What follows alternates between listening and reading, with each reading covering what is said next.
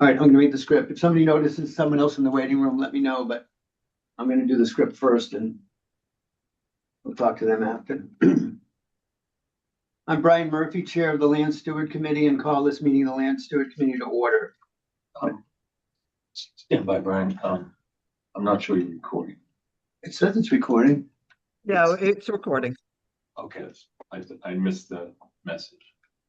I waited until you guys were done talking. Members present are Warren Lyman, Chris, Claudia, Julie, Alex, and myself. Members remote are Suki, and that's all I have right now. For this meeting, the Land Steward Committee is convening in person or by telephone or Zoom web conference. It's posted on the town's website identifying how the public may join. Please note this meeting is being recorded. Accordingly, please be aware that other participants may be able to hear you and anything you broadcast may be captured by the recording. All participants should keep their phones and microphones muted unless recognized by me. Each vote taken in this meeting will be conducted by a roll call vote. This is a public hearing. Public comment is permitted. I will call on each speaker to address the working group. If you wish to address the group, please click on the raised hand icon or ask to speak by posting a request in the chat feature. Please identify yourself at the start of your remarks. Members of the community may speak if called upon, but they're limited to 3 minutes each. I don't think we need OneDrive. Okay. So the first thing we had on the agenda was the approval of the January 15th and January 29th meeting minutes. Has everybody got a chance to look at those? Yeah, I didn't have any comments. Okay. You're good? Warren, did you get to look? Just the 15th, I skipped the special, Okay, but I have no comments. okay. Suki, do you have any comments?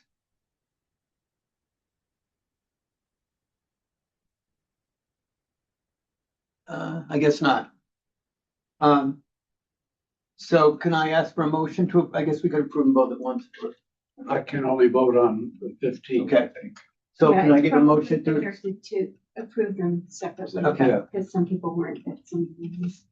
So can I get a motion to accept the meetings of the meeting minutes for January 15th? So moved. Second.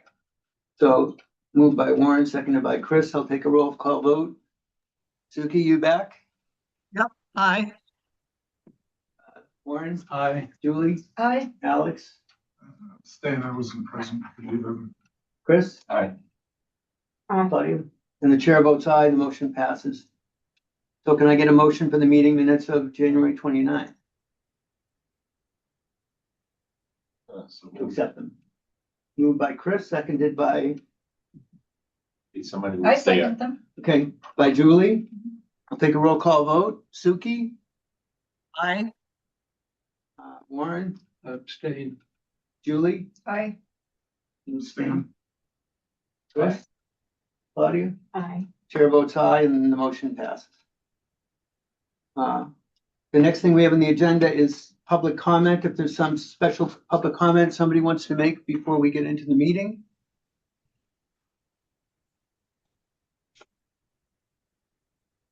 Anybody? Hearing none?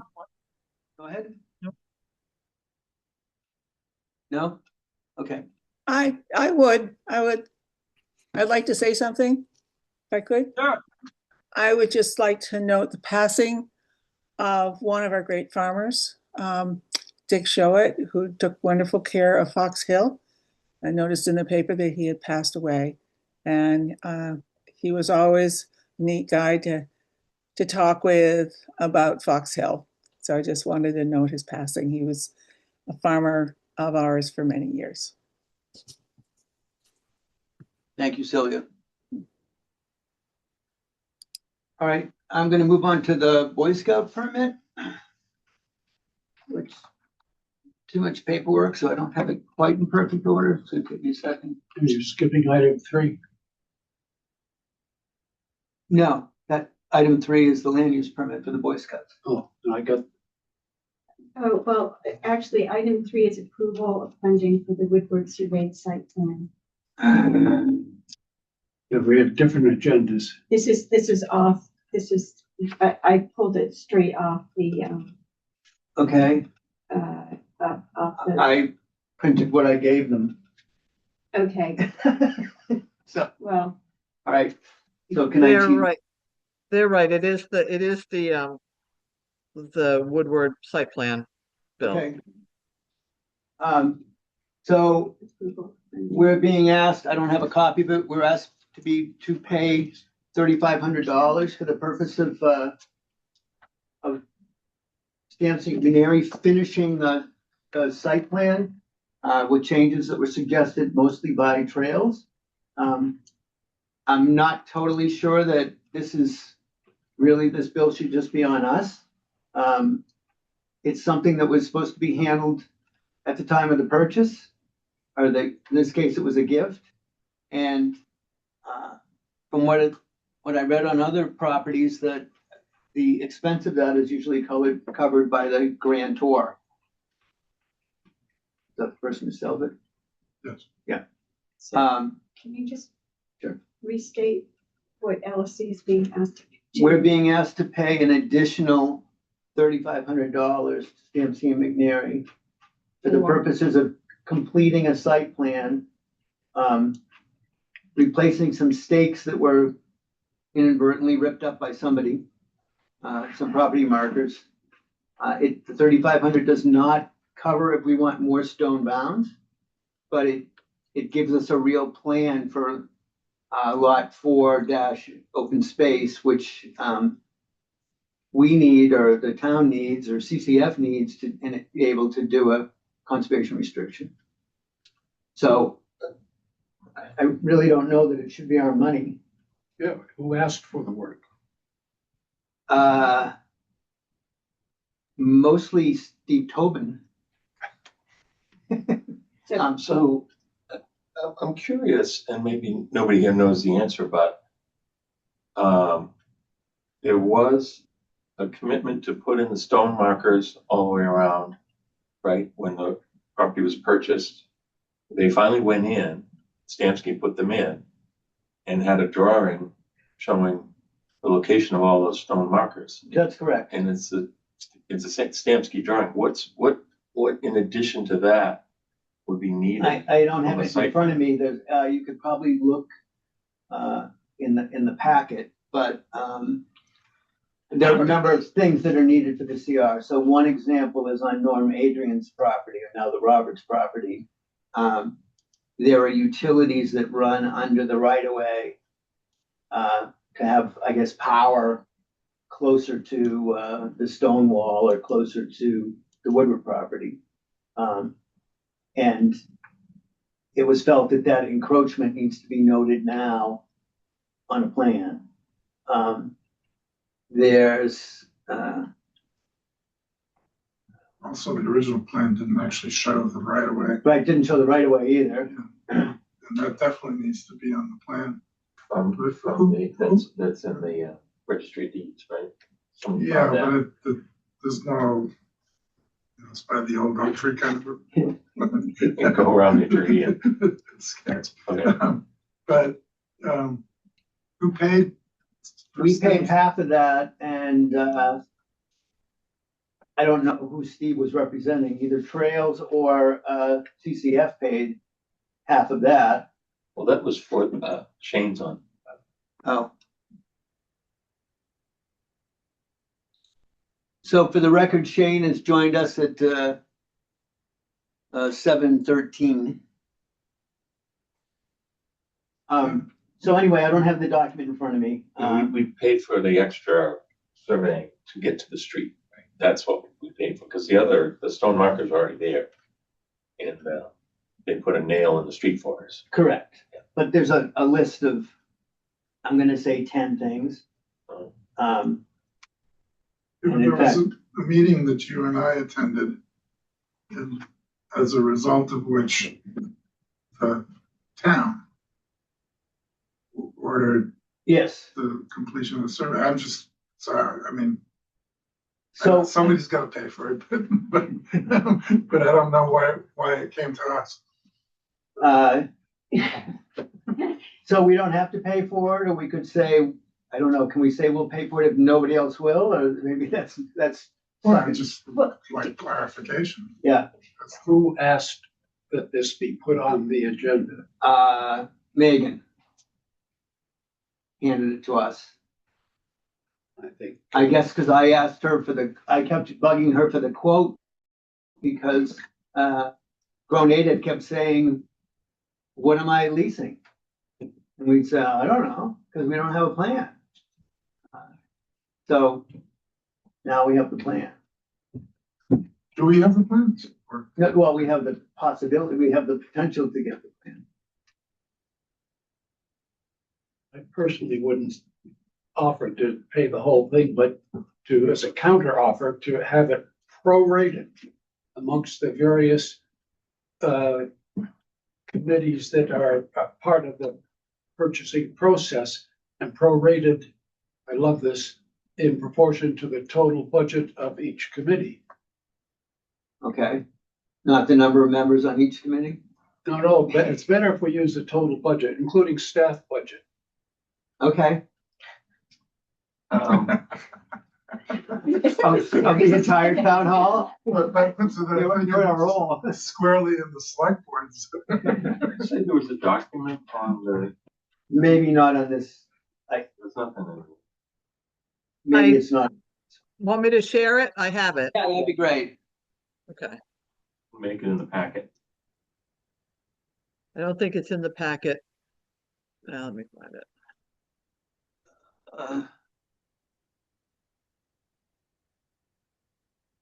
I didn't see it in the packet. I don't know yet. I'm No, sorry. I don't think it got in the packet because Megan asked for it after I had done there. So can you all So, see it? Suki, sorry, yeah, just 1 second, Suki. Could you just identify yourself? Yes, I'm Winthrop Brown, with the scout troop. Oh, okay. Sorry to put you on the spot. Yeah, I wasn't sure where you are on the agenda, so. Okay, so I can read this if you can't see it, but the full lot line, including 106 Maple Street. Oh, that's better. Do I need to read it into the record, or can you guys see it? No, it's fine.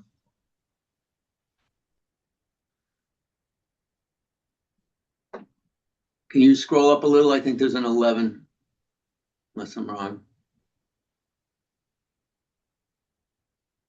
I'm wrong. That's it. I have to be wrong.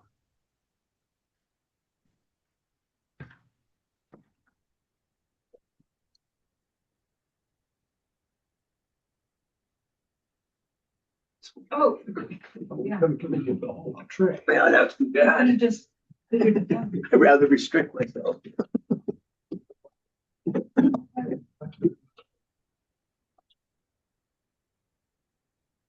Okay, so that's what we're being asked. Well, why are we doing the driveway again?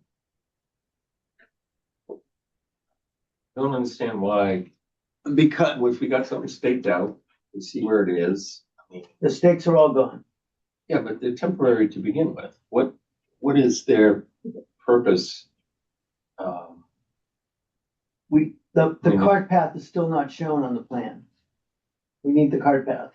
So that's quote unquote. I'm asking about the stakes. What are the stakes being used for? I have no idea. I didn't construct this all. A bunch of people gave feedback to make the plan. If you wanna take charge of this and figure it out, and we could table it, that's fine.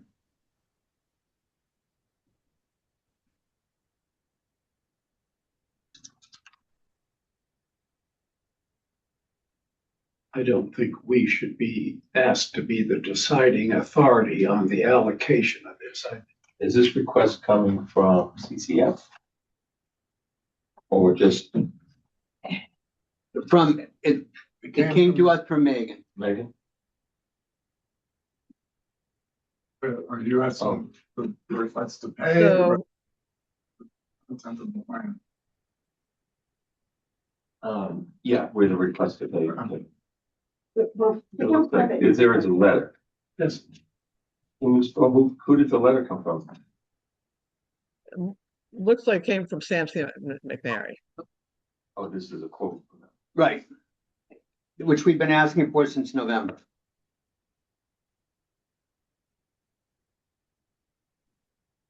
Well, I mean, if something. This is all. There is been- an 11. There is an 11. Here we go. I thought there was an 11. Oh, the 110 Maple Street. So for the record, it's 7:20 and Judy has joined us.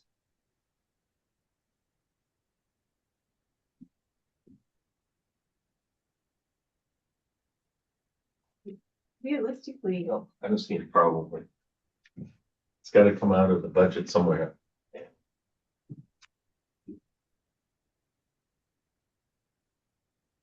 I'm But it's the land steward's land. Yeah, And I don't know that.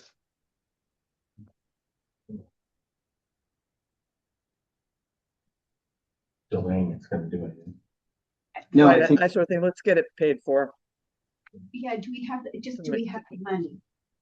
well, we have Conscom's money or Conscom has our money or,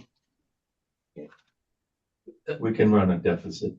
Yeah, then. No, I think there's still like What's the 39, total, 40 Gs in what's the total amount we're talking about? $3,500. Well, and in part again, because we didn't have any mowing to pay for, and I think we're maybe not, there are other things that we haven't yet had to pay for, and if you ask, could our budget stand to pay for it?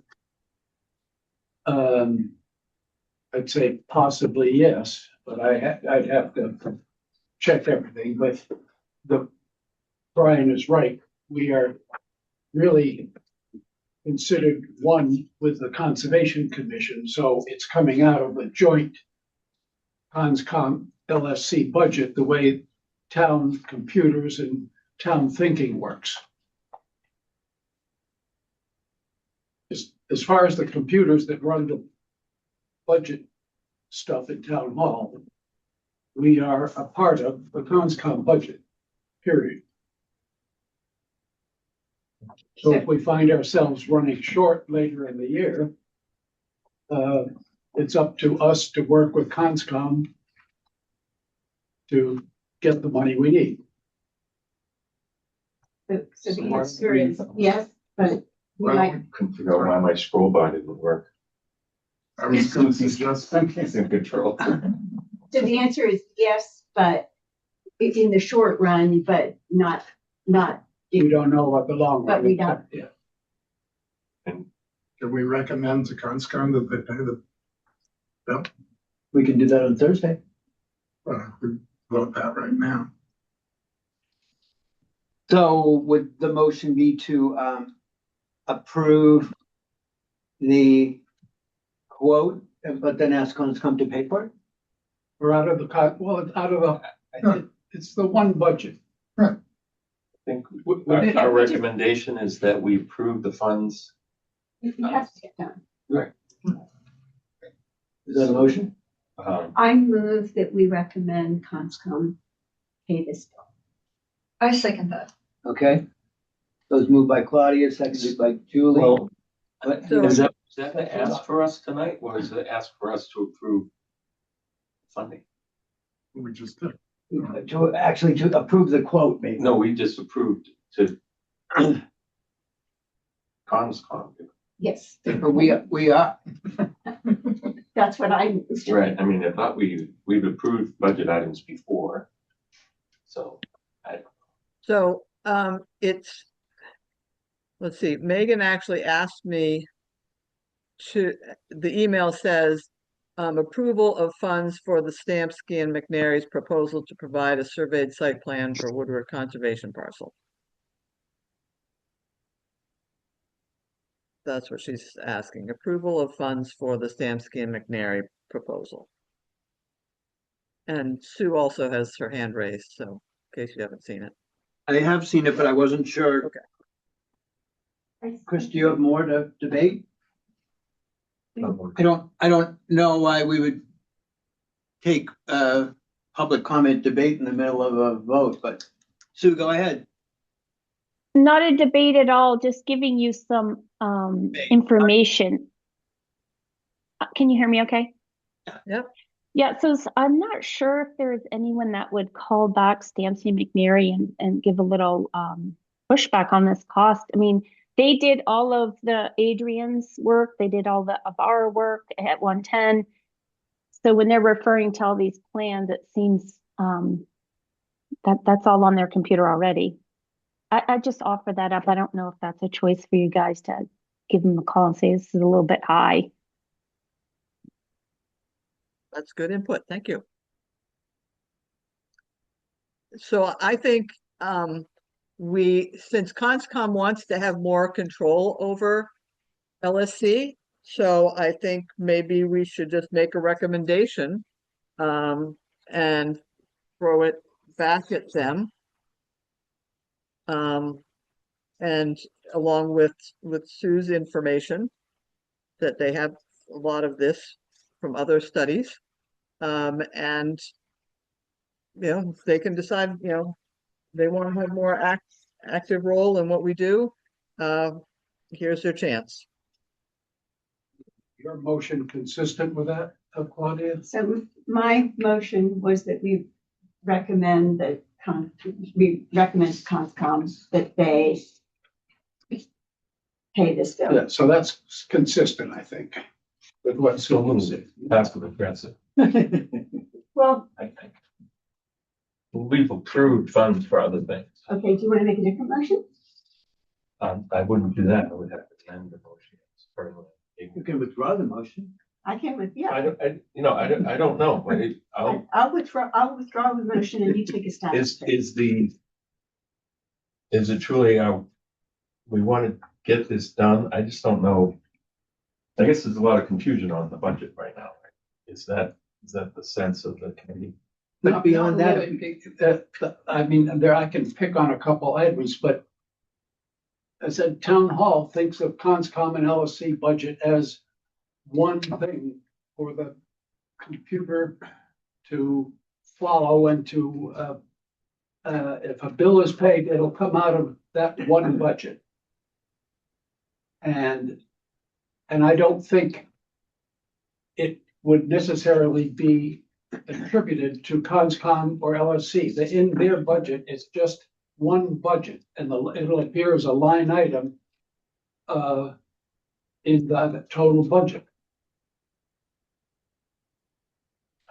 Maybe we say that we approve it for Conscom's Yeah, consideration. I think we should approve it, say that the Conscom budget, which includes us, But bring it to Conscom, but they should have a say in the matter. Recommended, we recommend that they approve it. Well, they may not, they may let it just pass through. If they want to take a vote on it. Because I think we have the authority for a budget at this point. We spent a lot of time working on the budget. I mean, it's funny, but it's hard, I think, to conceive that we have two committees voting to approve or not approve items for one budget. Yeah. And I don't think that's right to have us independently, and unless it's a minor item that was clearly unchallenged and in our original budget. But for this, I think it should get their approval in addition to whatever approval we decide to give it. I can go with that. so can someone turn that into a motion? The other motion was withdrawn. Well, if it's I move that we approve the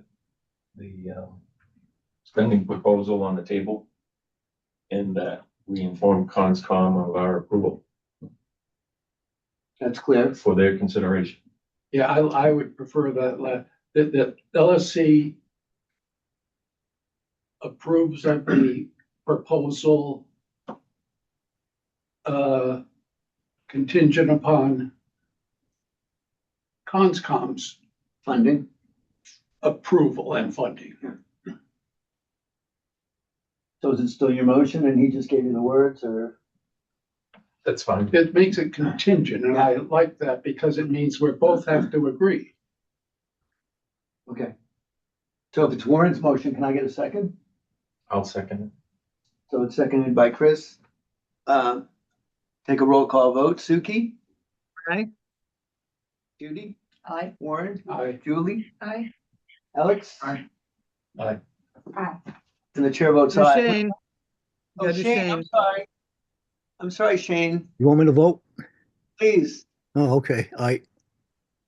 Sorry, I didn't have you as in attendance. Okay. So Suki, can you put up, the only piece of paper I don't seem to have here is the Boy Scout land use permit. Would you be willing to share that document? Got it right here if you want. Yeah, I also pretty much. I had it printed out so I could. I got a hard copy on mine. There's pretty much what they plan to do. Okay, The participants arriving in 5 cars with a campfire and fire pit. Here's the document. I think the only question we had is, we would still prefer that you had a fire pit than an open campfire. It's Okay, just easier to clean up and more controlled. yeah, so the, I mean, we can do that. I mean, this is do you have any specifics about the location? Because I know during the Thanksgiving in the Woods, we tried to rotate the location a little bit, but if you don't have any, I mean, I know it would probably be roughly in the same basic area as that. I know there's like a foot of snow on the ground right now. But we filled out this application, that was the case.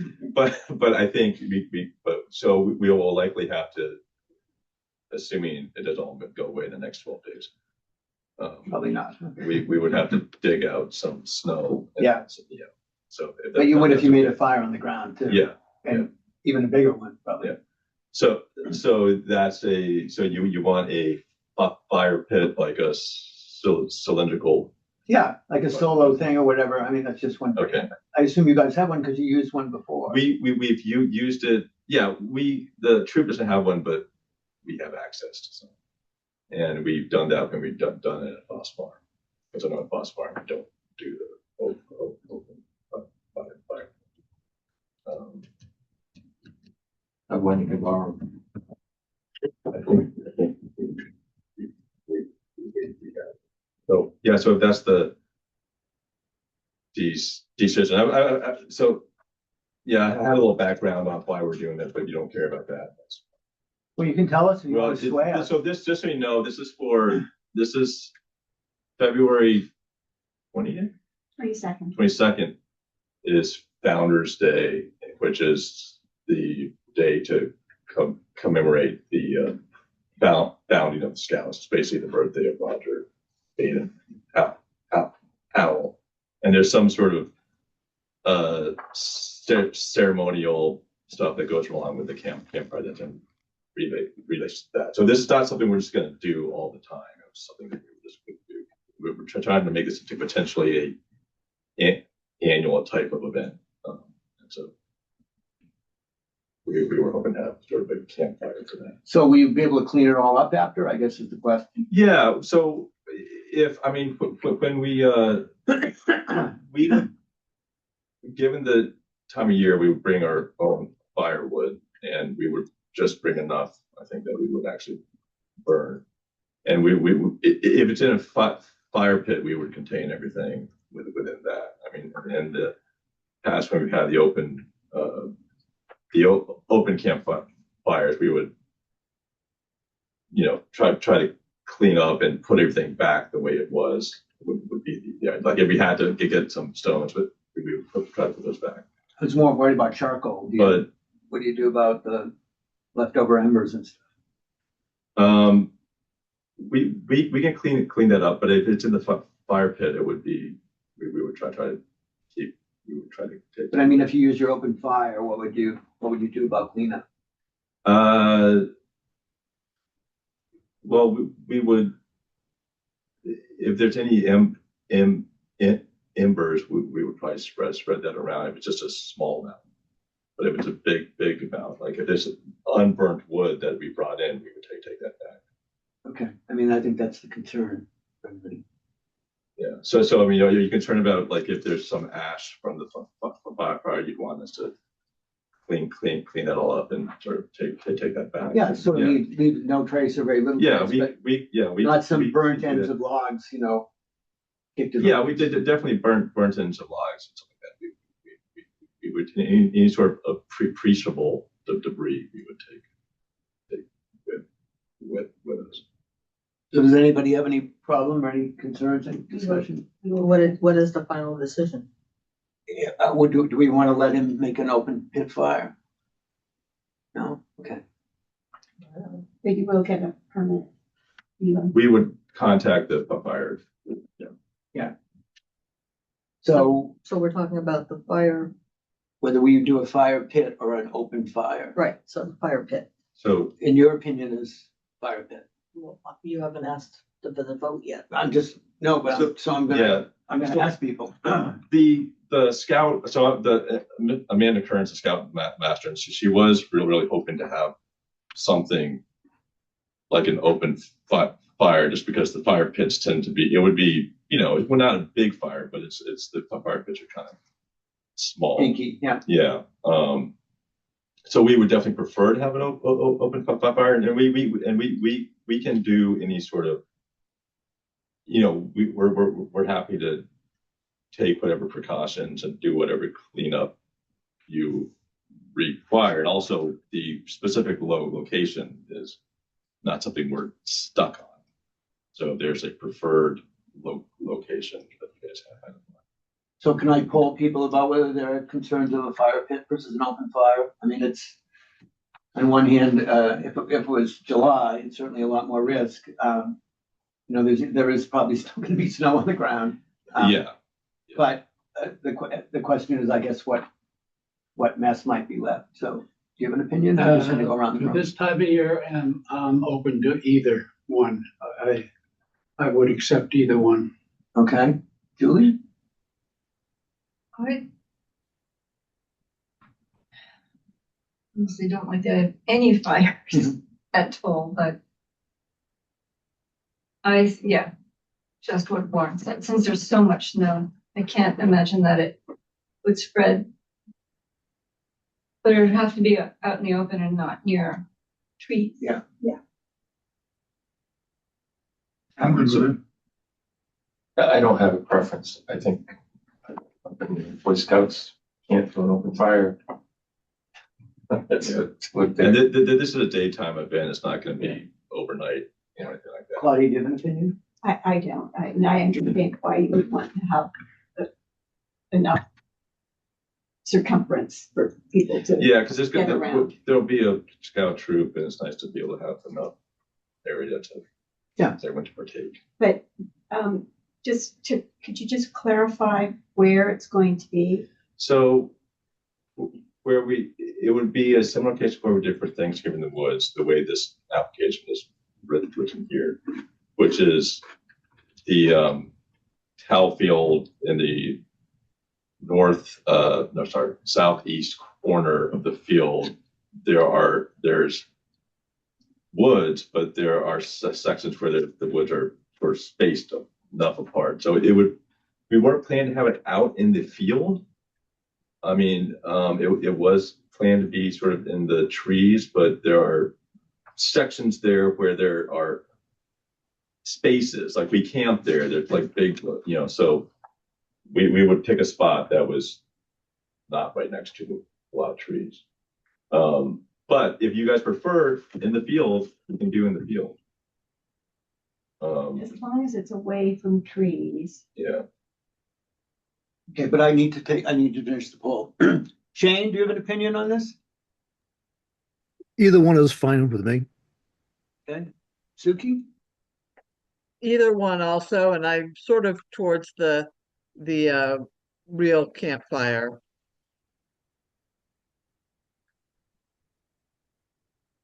Okay. So can I get a motion to approve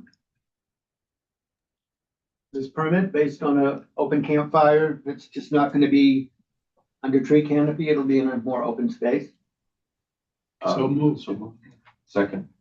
Okay, so it's moved by Warren, seconded by Chris. I'll take a roll call vote. Shane? Yes, I. Suki? Aye. Judy? Aye. Warren? I, Julie? Aye. Alex? Aye. Chris? Aye. Aye. Claudia? And the chair votes aye and it passes. Adam's in the waiting room. Oh.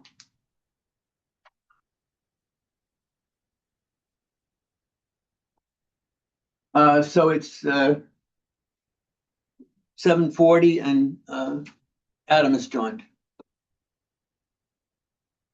Okay, Can I ask a quick question of our guests before we leave? Yeah. You have a lot of scouts in the troop? There are about 20 or so. It's active, might be closer to like 15, but you know, you know, for Thanksgiving in the Woods, I think we had close to 15. Any at life? We have lots of Eagle Scout projects. Yes, is what you're getting at. we do. I just came from board review for a star rank, but I believe you have some light as well, and we have a bunch of a lot of Eagles at this past year. Yeah. So we got through a bunch. Okay. I'm not quite sure how the pipeline is right now, but I think we have at least one or two on. So if you have Keep us in mind. Eagle product, yes. He's looking for indentions. Everybody's- Yeah. for duck boxes. Yeah, well, no, there's always, I believe, any scouts that are looking for something, definitely send something to you guys. Are we back Even on the agenda? very bad. It's requirements. Yeah, that's true. Wait, okay, so Remember, so, like, The retired life scout. That's the okay. rank just before Eagle, right before. It's close. So we're All set. moving on. Thank Yeah. you. Thank you so much. I'll Thank you email very you, much. I'll email you a copy of it. Okay, great. All right, so now we're back to the regular agenda, liaison reports. So I forwarded all you guys the document from the Conservation Commission in regard to potential changes. We're going to discuss this later, but just to recap, potential changes to our charter. There were 3 documents. So you guys all got that. I don't think any other the COMSCOM stuff from the last meeting was particularly pertinent to us. So this is not in the package, it's in an email, so. Correct. It was too late for the package. Did you get this? Is there are we moving on that tonight or is this just So we'll- information? Right Can now, I'm Chris just, stop- Can Chris stop sharing? Oh, sure, sorry. It's okay, thanks. so for right now, I'm just mentioning it. It's further down in the agenda is to talk about the LSC charter. I'm just telling you what's up and coming. So that's the Thursday night meeting. Some of us will already be there for the Woodward part from the Woodward subcommittee, but other people may want to join and give input. Today, Megan made it clear to me this is not the final. They're not going to vote it on Thursday. They're going to take input from a variety of stakeholders, and it'll be a process, and there'll be several meetings before a decision is made. But Navneet has already presented a draft of what she thinks it should be, but it hasn't been reviewed by the whole council. so where on the agenda is it coming next, later? It is coming under it's number 8 on my agenda. I don't know if the number's changed. LSC changes. That's not. Is Yeah. it? Oh, 9. 9 now. If 9 is LSC changes A, the joint meeting and member numbers. But now member numbers we've expanded it to, if we can, Okay, to, I'm just asking where that I just want to note where we're gonna talk about I this. think 9B, Okay, because they're proposing 7 members. All right, so All right? we'll hold off on discussion until then. Yep. So the next two are on Chris. I don't know how the. Can you still see the bog? Yeah, no, we had, I think I talked about the discussion of the radar, Yeah. ground penetrating radar last time, so I don't need to go back. No, I just meant in the snow. Can you, is everything just? Snowshoe trails everywhere, back down nicely, lots of people still walk on it, so. But nothing to report on the bog or really AdCom. If they had a meeting, I missed it. So you, that was a liaison, or wasn't it, Brian? Yes. Yeah. Sorry, Oh, that's why. I was confused. All right. Okay, sorry. Okay, yes. And I don't see, Barney here to give us a select board report. And I don't see Christina for ESC. So, we're now on to new member, but I don't see her right now. Did you send her a note reminding her? Probably not. Did you, Suki? I did not. Okay, so it's our fault. Do we want to try to call her and see if she wants to join us by I Zoom? just texted her. Thank you. So that's my mistake, but we do have in the packet, a letter from her and her background and her application. Well, that's embarrassing that we didn't invite her. I knew she was on the agenda, so. Did you ask her to call, to join in, or she probably doesn't have the. No, she was aware that, I think that maybe a reminder might have been useful, but I believe she knew that tonight was the night, so I keep on hoping we'll see her in a minute. Do you want to try to call her? I can. Want to go and call? No, she only does text. She doesn't answer the phone? No. I got a kid like that. I mean, not at night. She works during So the day. we maybe postpone this in case she, I hate to. Let's postpone it till later in the meeting if she joins, okay? So I'll put it on hold. Okay, the next item was the farmer reports. We did get them from Farmer Duffy, who I heard you had an accident. Are you okay? Mark? I'm recovering, thank you. Okay. So Mark has given us 3 ad use planning forms, and some, UMass Extension soil and plant nutrient studies of both upper and lower parts of Foss Farm and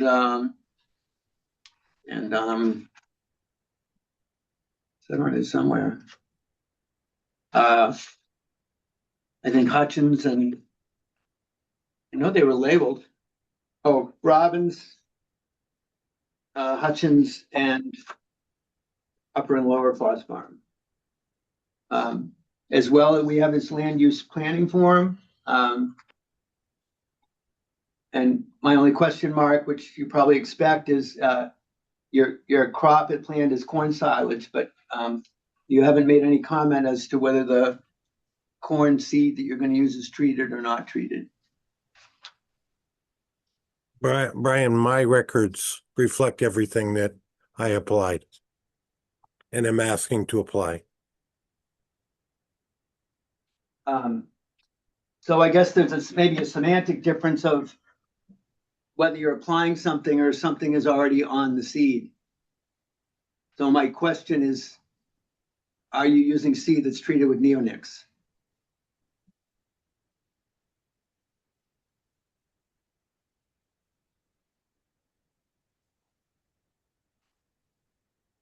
Well, I do believe, Brian, you asked me if I was applying.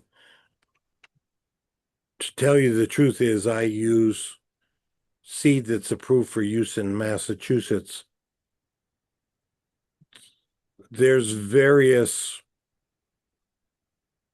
seed treatments that are used, none of which I use. So I think what I hear you saying is you just put down plain seed. It doesn't have any, fungicides, insecticides, or herbicides that are coating it. I don't do that. I could not say, Brian, what seed company actually might do in order to have viable seed. But I don't do any of that. Okay. As I think we've discussed in the past, I'm part of the 96 million acres of corn raised in the United States. And the reality is I buy what is approved for use in Massachusetts, and I am not involved in any kind of seed treatment. And so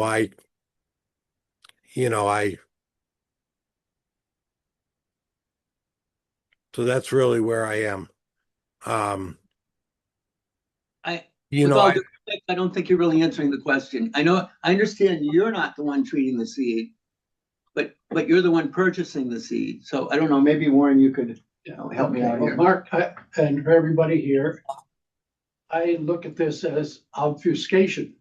We're not being given a straight answer, and my recommendation would be that without a straight answer, that any future license approve only the normal, the herbicides and no insecticides, period. And I'd like to add to this that the information I've been reading and hearing, including in a recent webinar by a scientist, that there is little justification in terms of improved crop quality or yield in using insecticide coated seeds. And so I don't know if there's an answer to that, but I would not want to approve any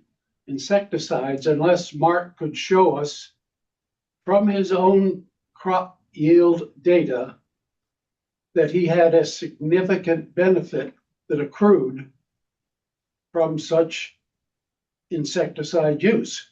So I would ask to see the data, and if it was tremendous, and he showed that his crop quality or yield was substantially better, then I would consider saying, all right, but without that, and hearing other people say there is little or no substantial benefit, scientists, I don't think we should approve it. That's sorry. Can I just ask a question? Doesn't this have to be advertised first? I'm just asking if the form is correct. It's just the report from this past year. Oh, no, okay. Before, I thought we were talking No, it's about the report plan for next year. No, I 2026. thought Warren was talking about the license. The new license. No. Well, yeah, I am, if that's his plan for the next year, then yes, I'm responding to that for his next license, because that would be in it. I also would like to see the report for 2025. What he actually did add, that would be also something I'd have to see. I would not want to vote on anything tonight without also seeing and having the committee have a chance to discuss what he reported for 2025. So Mark, can I ask you something different? Did you already purchase your seed? Do you already have your seed? Did you get it in the fall, or you don't buy it yet? I have purchased my seed. First of all, I'd just like to say, once again, this is approved by the EPA and by the Mass Department of Ag Resources Pesticide Bureau. I do not do independent studies of the effectiveness, I rely on the experts. You can always get one scientist or some scientists who don't agree with a particular method. The vast majority of seed on the 96,000 acres of corn raised in the United States has been carefully, and I'm choosing my words carefully here, has been carefully developed to protect the environment, but at the same time, allow a viable crop to be raised. There seems to be quite a big effort to pretend that the land at Foss Farm is not adequately protected by all the efforts that are made to approve that crop. And, you know, where I am on that, and I have provided my report from last year, and I do apologize that things are taking time based on some things that happened to me, but the reality is there is currently, I am using the best possible IPM in order to raise a viable crop at Foss Farm, as I have done in the past. And I'm particularly disappointed that asking for independent data, which obviously I'm not going to have, okay, but in the 96,000 acres of corn raised in the United States, certainly people are using IPM methods, as I do, in order to try to protect the environment, but at the same time, raise a viable crop. I am particularly disappointed by the continuous questioning about using what is considered to be the best available science in order to raise feed for my animals in Carlisle. So, Mark, I understand what Can I you're ask a saying. question, Frank? Just on what you just said. Mark, what is IPM? IPM is integrated pest management. Thank you for asking, Chris. You know how this works is I'm an IPM farmer. I would say the most of us are, but maybe not all of us. Okay, certainly not all of us. Okay. But really what is done there is a risk assessment and an assessment of what is appropriate and what balances the need to have a viable agricultural production and protecting the environment. And that is the basis for what the universities use. That is the basis for what the people regulating use. That is the basis that I make my decisions and the people who advise me make decisions and make recommendations. So IPM is really balancing that. And I can tell you, just as we got to experience over this past year, okay, a continuous asking for things that obviously I, as an individual farmer, am not doing a scientific analysis.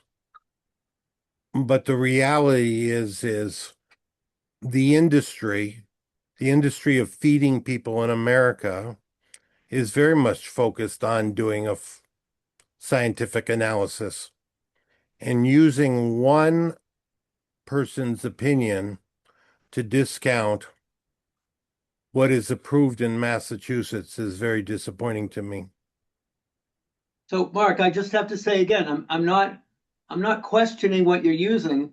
I just feel we need a full disclosure if your seed is treated. So if you would provide us a photocopy perhaps of what it is. Again, Brian, are you speaking for the whole board here, or are you speaking for I'm Ronnie? still trying to, I started this question in the beginning and we went off the track and Mark went off to explain about a bunch of different things. I'm still asking the first question, which is, are you using neonics? What is in your seed? Because it's, I think that question, if it's posed to Mark, should be discussed as, is that necessary? We've never had we've never had a report with how we've treated the seed. He's not taking the seed and dunking it in anything to treat the seed. So he's buying seed on the market that's legal to plant in Massachusetts, just like the answer you just got. So why are we pressing this issue? Chris, I think we have to decide. His report says he has to report in advance what pesticides he's using, that he's planning to use. And at the end of the season, he has to report what pesticides he did use. Has done that. If he's using them, he's failed and he's broken his license. If he hasn't reported pesticides, he's used, then he should be considered in violation of his license. We have a right to know. This is not a cornfield in Iowa. It's our town conservation land, and we need to hold that to a higher level of protection.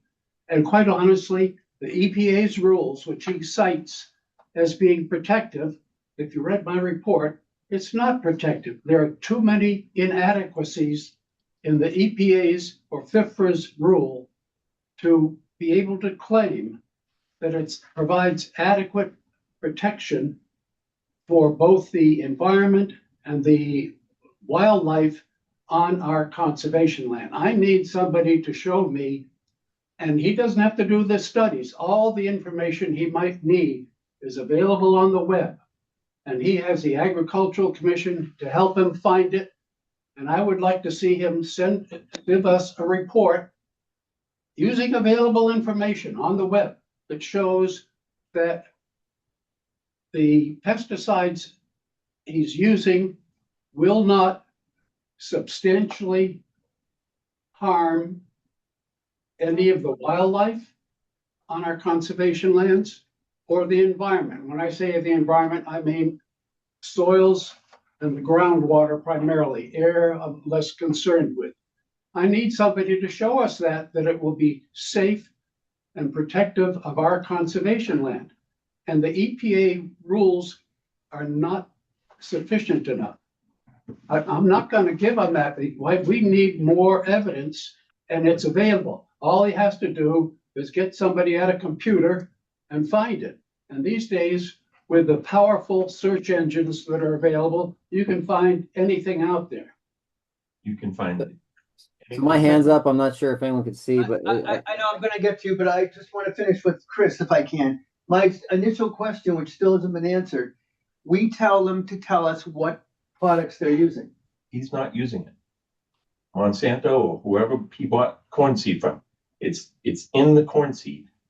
It's not something Mark applied. No, it's got a pesticide And it's on never it. He's something, using it's it. not something we've ever asked for in one of those Just forms it is. We're before. asking for any pesticide he uses. It's just the word use. I Period. don't think it's appropriate for a single person on this committee to press these questions. It's not just We're me. going to press the question. Then we'll just take it to a vote. Yes, let's take it to a vote. I need to stop up.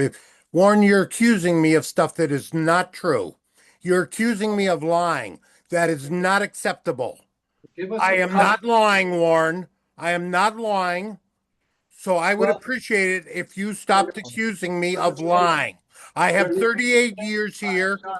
You know, you are the guy who said the water would be polluted for decades. You are the guy who's accusing me of doing all these things. I am not lying, Warren. I would like an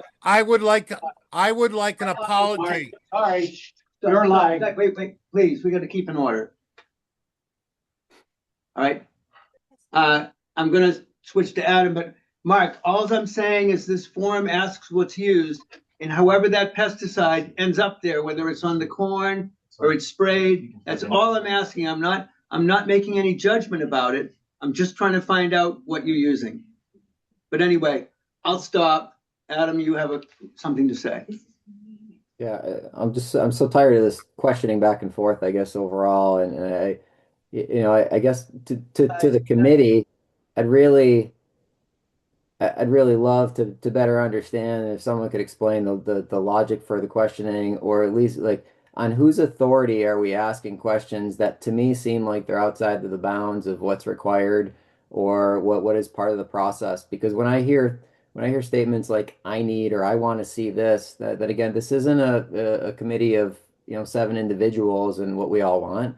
I think that's a simple question of, are any of the products that are being used prohibited in Carlisle? That's not for us to legislate. So if someone can make clear that information is missing from what's normally typically required to report, that's one thing. But if we're just going out and individually asking questions that we're interested in, I don't think anyone has to answer any questions that go above and beyond the committee's authority. I'd like to answer Adam. Well, if there's going to be a vote, it should be a town vote, not votes of a couple opinions in a room, because this is getting ridiculous. Adam, I'd just like to add that Conscom and LSC pretty much have never thought about neonicotinoids before because they didn't come to our awareness, okay? So in the last couple years, more and more people have been discussing neonics in people's yards, along the highways, in farms. And so what this represents is not a new attack on agriculture. What it is awareness, and it is a chemical, is a coating on a seed. And even if certain entities believe it's safe, it's still a chemical. It should be listed on the form. And so this is a new awareness. So it's not something that we're trying to add in, okay? We're just trying to be more complete.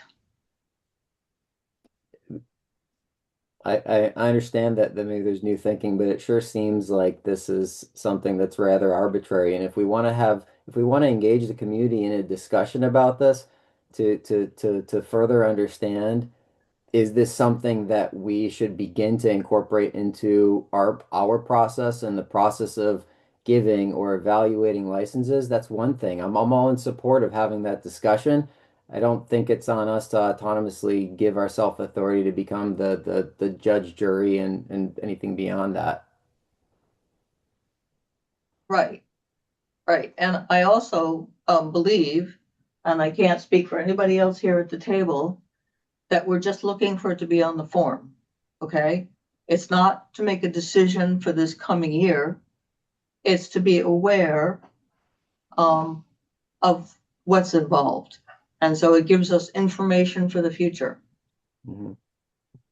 So in the meantime, can we be, I think, more respectful to our community and some of the folks like the farmers who are not, according to the law, doing anything outside the law in this case? Because it seems like to me we're asking questions that are going above and beyond, and they may be fine, right? And look, in many areas, many of us may agree with in principle with certain wanting to move in different directions, but it's just not fair to make the statements publicly that we should be doing this, and that the guidelines, whether the state or federal guidelines, are not sufficient, and we're gonna legislate differently here in this room. It's just there's a right way to do it. Does anybody have a comment? I have to. Thank you. Sue, I have to ask you to please stop clapping and doing things. That's basically disrupting the meeting. That's just not appropriate. I see these little hands going up, and that would be like someone in the room making comments on what someone else is saying. So I respectfully ask that you stop doing that. I'm sorry, go ahead. I just wondered if anybody else had any comments. Well, what I was going to say is that in Massachusetts, neonicotinoids do not need to be reported. They do need to be reported in 3 states. I don't know which ones. But that you can make a municipal I don't know what the right word is. You can decide on a town by town basis that you do or don't want these compounds used because they have been demonstrated to be harmful to particularly bees. So, you know, if we, as a consequence of this discussion, have thoughts on the subject, I think we probably should all do some more research and in an organized fashion make a recommendation to the Conservation Commission that this is something we should pursue. But it would be useful information for us to know whether,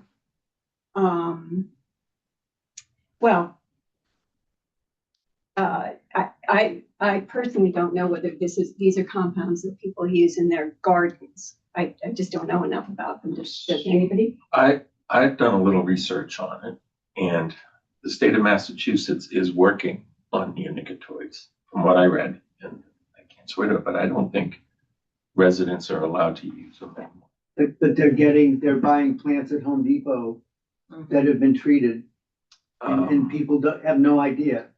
And Chris is right. I think there are several states, including Massachusetts, that are considering controlling. Right. It's being phased out. Phasing Some group is being phased out, which, again, to me, is, you know, a measured approach to addressing the concerns, right? It's, I don't, you know,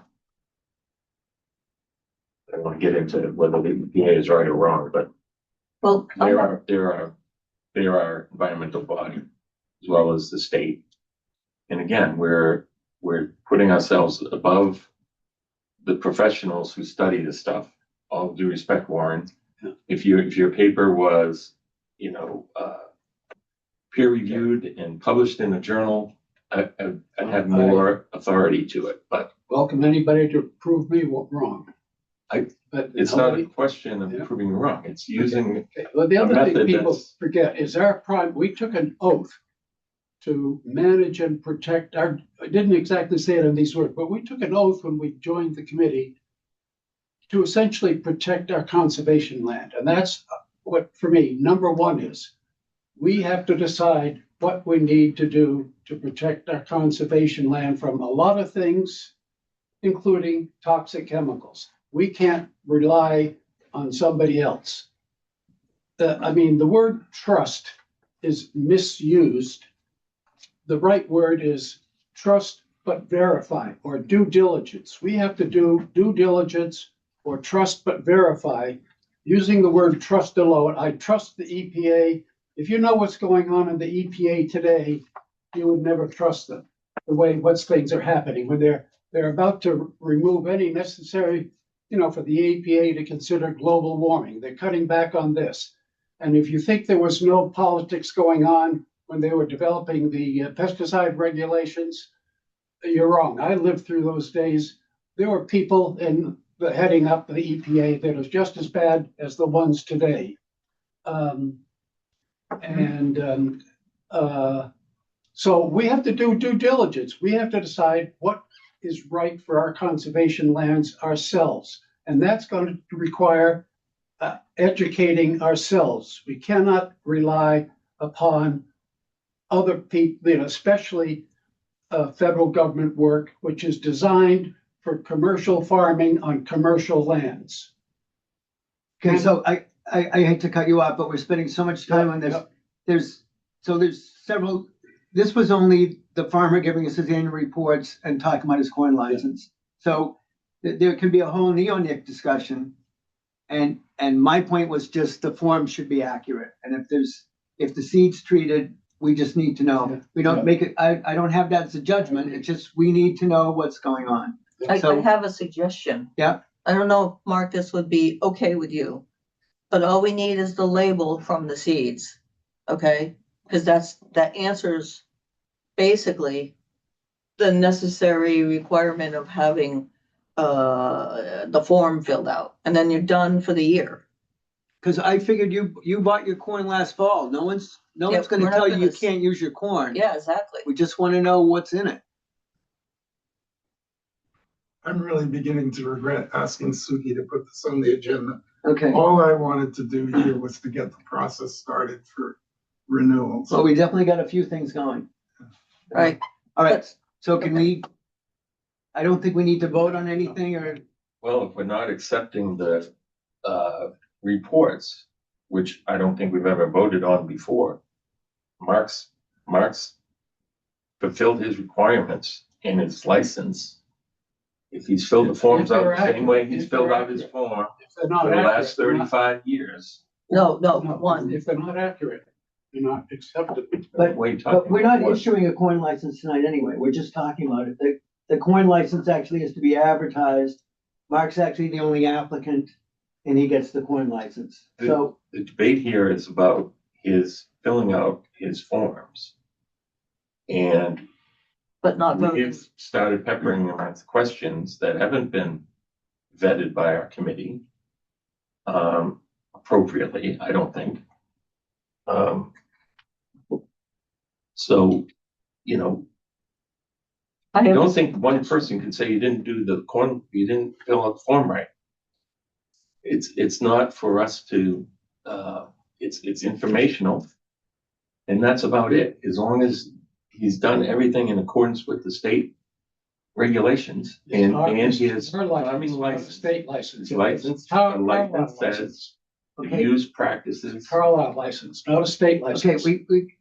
we have to keep some semblance of order. I have a suggestion of a motion. Okay, And that is perhaps LSE would be willing to make a motion to send this on for CONSCOM general discussion, or whether we need to have more information about seeds and things that are used on conservation land. Okay, because if they don't give a damn about Carlisle, then LSE doesn't need to. Okay, because they are our parent. so year after year, we've never asked, when I was on Conscom, I would say, what's the application rate? What are you doing? Mhm. And of course, he doesn't have a crystal ball. He doesn't know what he's gonna face in July. And I've asked before, even from Conscom, is it coated seed? Is it treated seed? So, yeah, we can let Conscom decide. Right, right. Yeah. And so the missing form there is what was used in 2025. Okay? Yeah. And I just think that's because you and Suki are new to this and you didn't realize you needed that form. And so Mark was very good at sending the future for 2026, but that actually needs to come when he applies for the license. Right, we need the So, 2025 Right. with the yield, And so- et cetera. Right, yeah, and so we're sorry, Mark, that you recovering, that you, were brought into this early. But, all we need is what happened last year. I have provided that. Okay, Suki has her hand up. Maybe she has it. I don't know. I don't have it. Suki? I don't have that. I thought it might be in the packet. Might have been something that was added at the end. I don't know. Because Noel, It's Mark always, asked Noel to put a bunch of things in there and was that included, Mark? Yes, Okay, I have provided my actual 2025 use. so no, my comment was that I think Mark is or fine in what he has submitted, and he's gone beyond by doing some soil testing.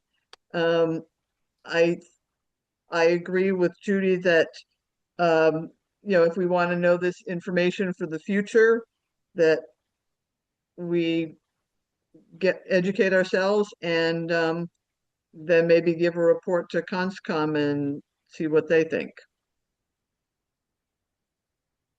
Okay, so do we table this for now, or you still want to vote? Well, let's to- make that motion to send it on the conscom. Okay, I can't make it, but you can, somebody else can. I will do it. I'll try. I move to, have LSE do a little bit of research on soil, Units. well, seeds that are treated and planted for corn. And send our information and our questions to Conscom for their deliberation with us. Can I get a second? Second. Okay, so it's been, do we have more discussion? Let me just, you're moving that LSC researches corn seeds that are treated and, right? Yes. Treated and planted. And, what was, And to, let's see, Forward, I think you said forward that information to. forward this information to Conscom For their for their deliberation. deliberation. Hope and with LSE, because they really need to deliberate with LSE on the topic. who seconded? Warren.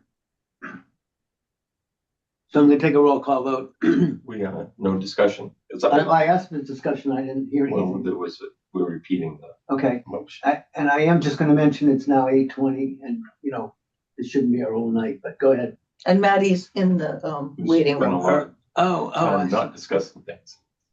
That's all right. a lot of trouble, but, We just need to do some. I don't think this is an appropriate thing to do when discussing Mark's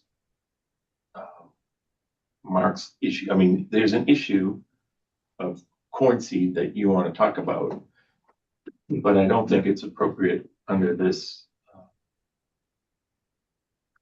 We've been issuing a farming license using the Massachusetts and federal regulations and best practices. Mark's described many times to us on how he does his work. And if somebody wants to make a town bylaw, this is not the way to do it. And it's not up to us to say, I think it's beyond our scope to say that we're not going to allow something on town lands But that Conscom is can. not, no, I don't think they Yes, they can. can. This is more. This is more of a bylaw that you'd have to pass in town, a town meeting. Okay, so I hear your opinion. Does anybody else have an opinion? We need to be able to vote on, to just vote on the motion. I wish I could So I finish. just want to say, Chris is right, but that's not where, I think Judy's, motion is what is the next step, is the correct next step. To bring it to our parent committee. I still think we're trying to, I forget the legal term, but we're trying to create a requirement in the past. No, It's unconstitutional, It's frankly. current knowledge. It's something that for 40 years Carlisle has not. And we haven't, if you want to say that for next year, Motion's be a been made better- and seconded. I'd say we I think move the we need to motion. stop I move the discussion. motion. And it is for next year. Okay, we're not gonna stop him doing anything this year. you said something about 2025. No, Mark we just submitted wanted the his form for form. 2025. No, well, we don't have We it. don't have it, it's just not. We only have the here one for review. 2026. But Oh, I see. he does a different form and it says, my expected yield was X. It was a drought, my yield was Y. It just goes in the That's all record. it It's not. is. Yeah. But I think, didn't Mark say he'd done it, it's just somehow. it Right, didn't it's make it. we just don't have it's it. just not here for review. And it's not in the packet. I don't think Noel uploaded it. If you sent it, Mark, to Noel, it's not in the packet. Your soil reports and all the planning forms are.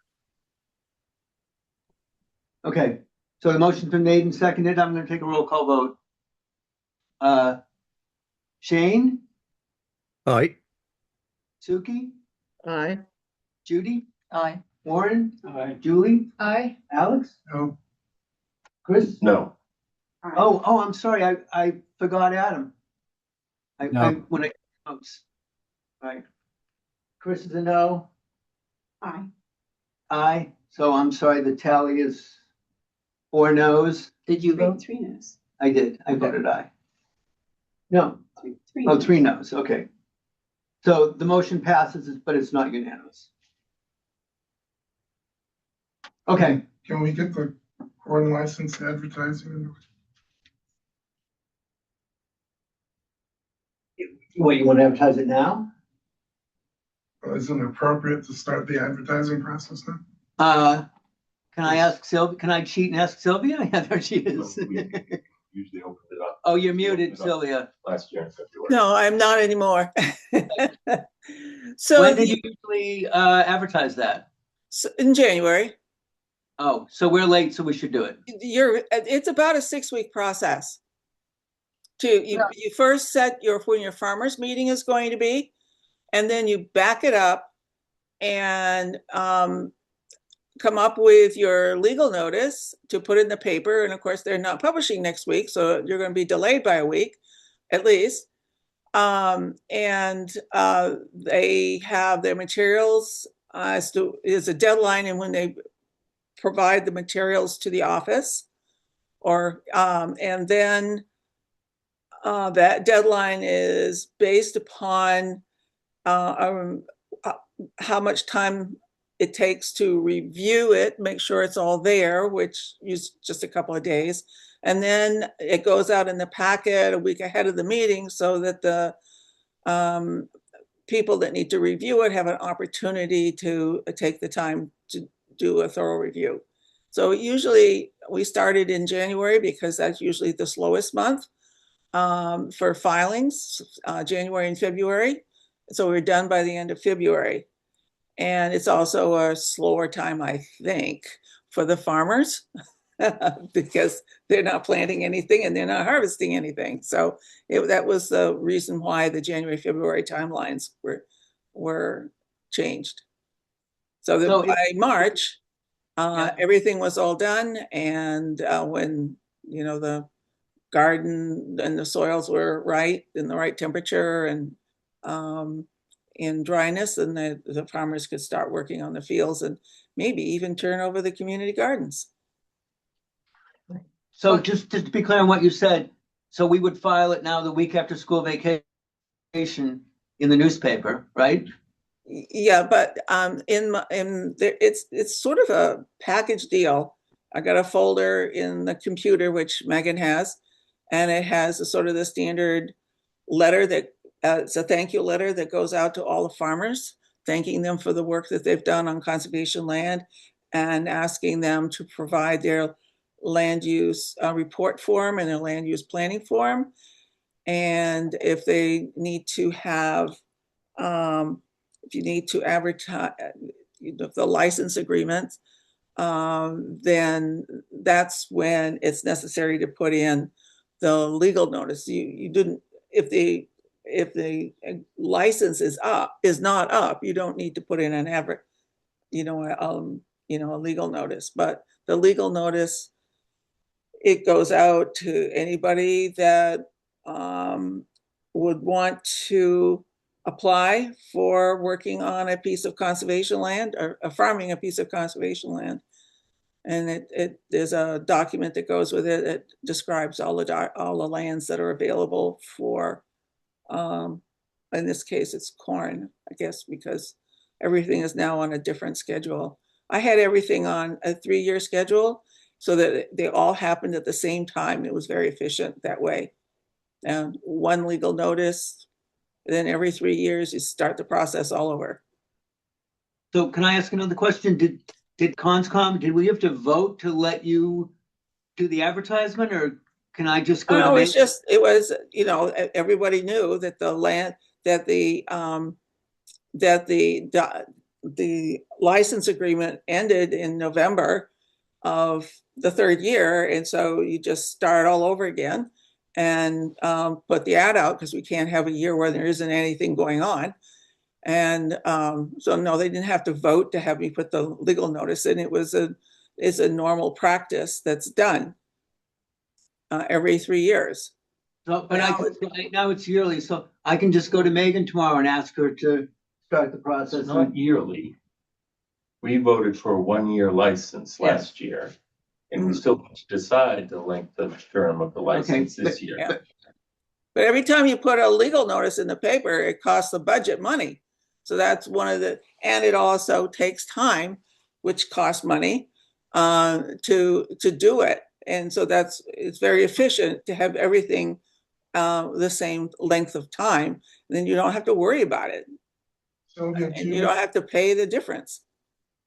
Sylvia, do you happen to remember whether the legal notice has to state the duration of the proposed license? I can't remember it's the, there's a file, the file has it. I assume that they all said they were 3 years. Because that's what they were. I mean, when I started, it was all over the place because we got our fields at different times and they would just start the 3-year agreement.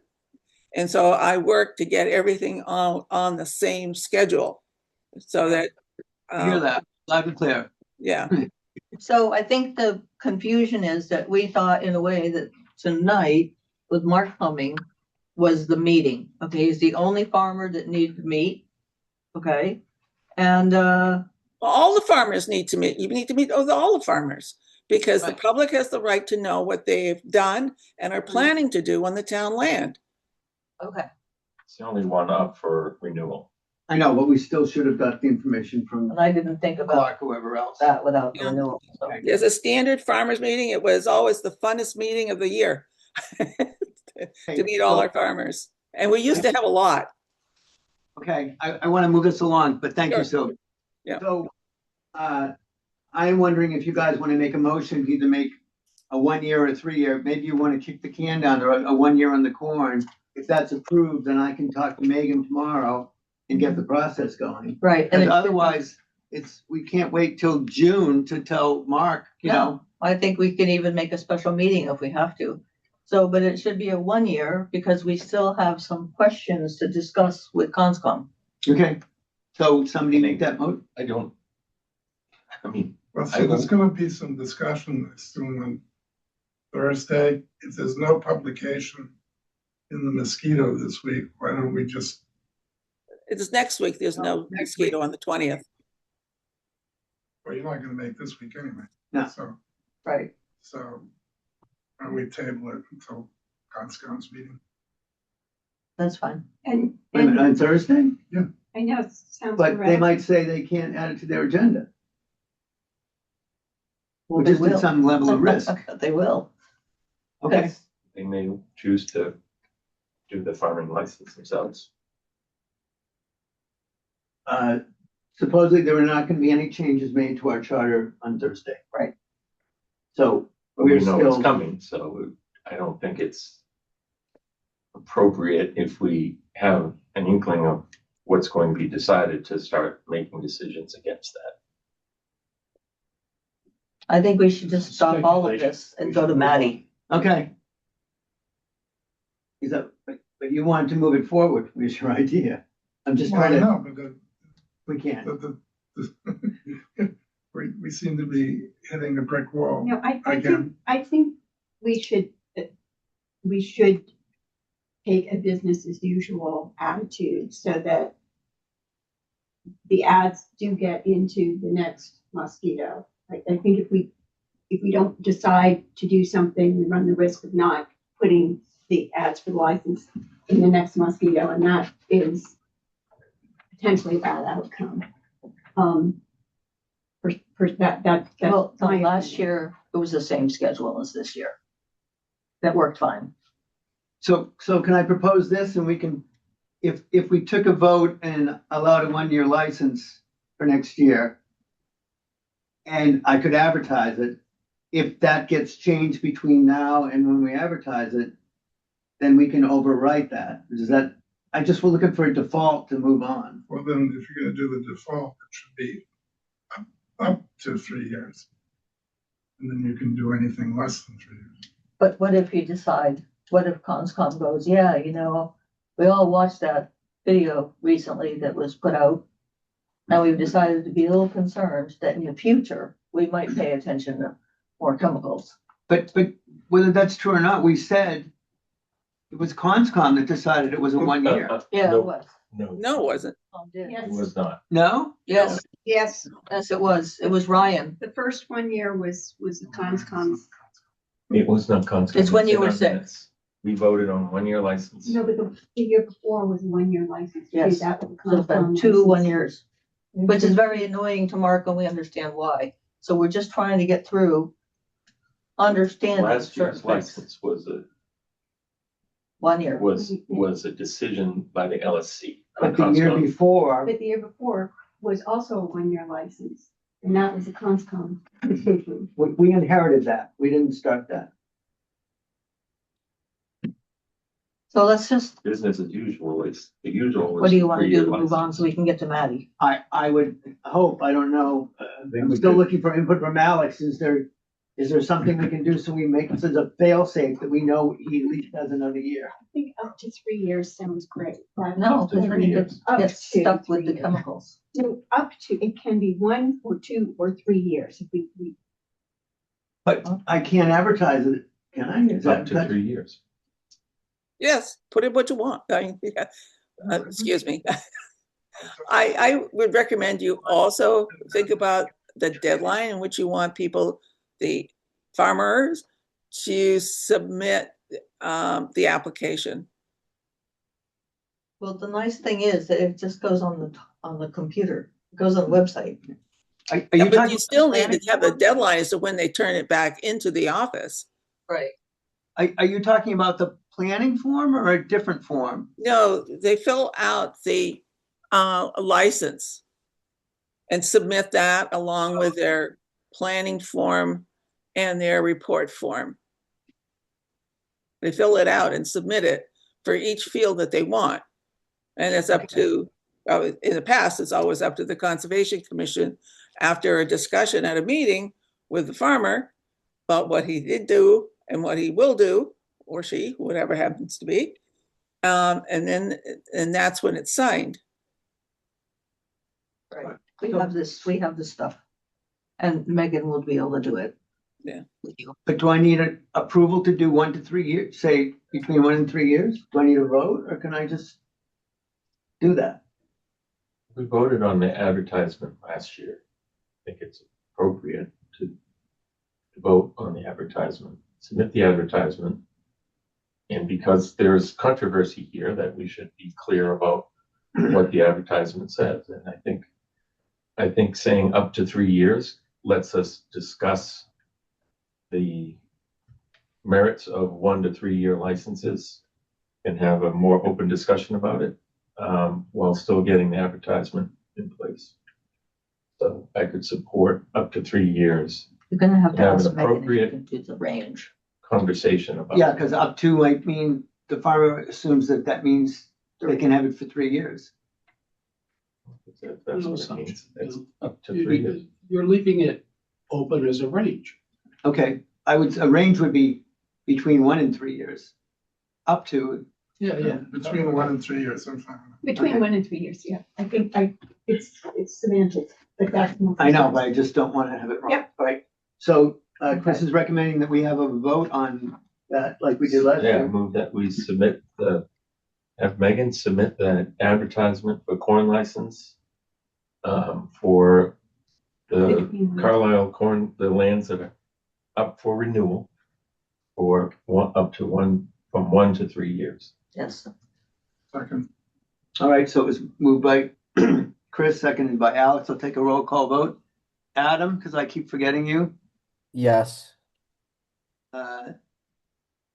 Where'd he go? Shane, Aye. Suki, Aye. Judy, Aye. Warren, I, Julie, Aye. Alex, Aye. Chris, Aye. Claudia, Aye. and the chair votes aye. It's unanimous. All right. Can I make a comment? Oh, did I ask you, Suki? Yeah, go ahead. The ad will not come out on the 20th. It won't come out until the 27th of February. And then we're in March. So do you want to put list a deadline as to when you want these applications submitted?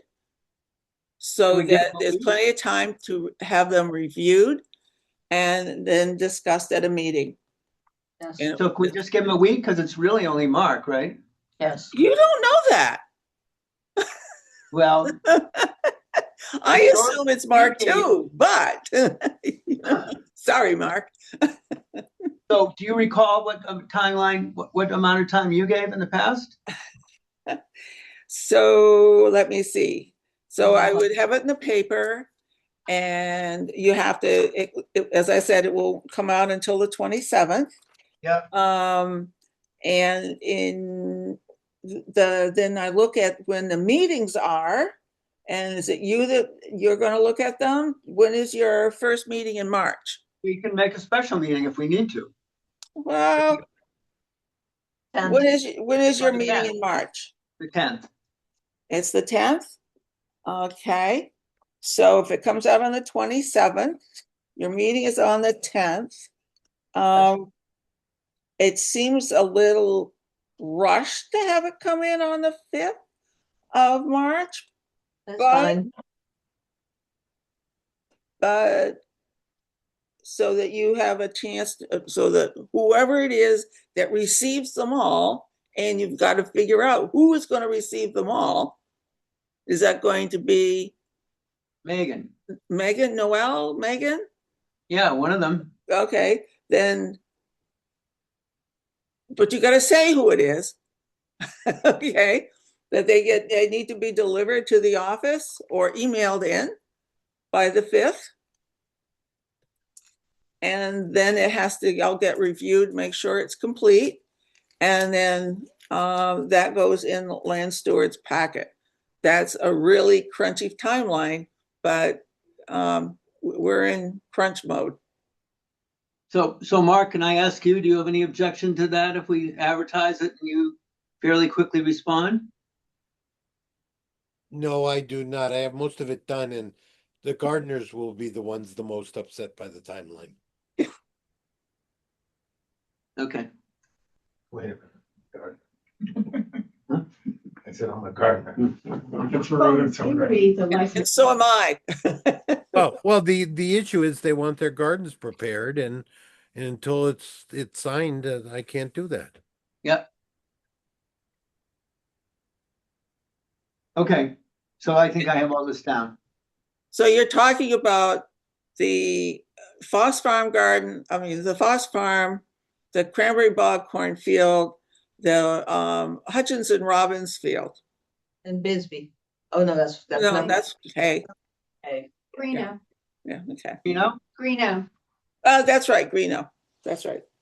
I always forget those fields. Okay. All right, I think I've got my task down. One by the dump too.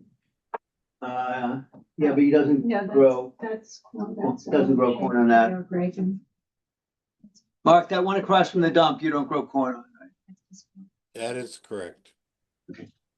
All right. All right, I think we're done with this, so Maddie. that's where I'm headed. So before that, we had Maddie, we put it on hold so we can bring that up. In your packet was a application letter. I don't know if you guys took a look at it. So I will turn it over to Maddie. If she's there, if I can. Maddie, are you there?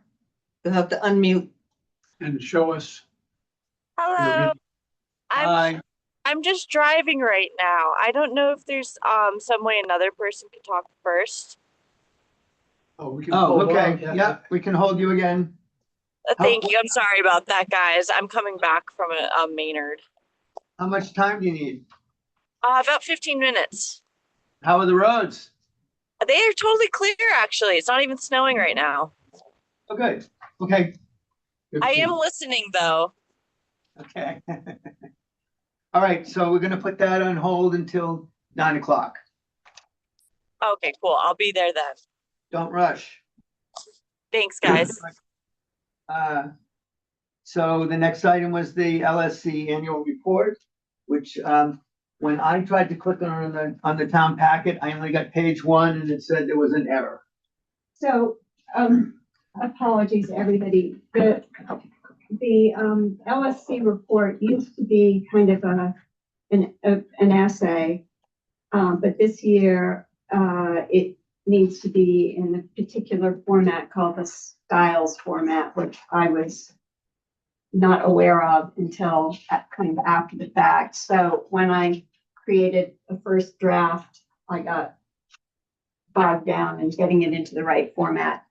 The version that was up in our packet was really the draft version in the Styles format. And as of about 3 o'clock this afternoon was a more streamlined version in the Styles format, but it's not up on the website yet. It's not, so it will, Town Hall got it more or less on time, but not to their liking. And a version for your review and consideration will be available probably tomorrow. No, the correct version is in the packet. Is it? Yes. It's. Do you want me to share it? Yeah, when I clicked on it, I only got part of the first page and it crapped out. No, this is an unedited version. There's a much more streamlined. This one?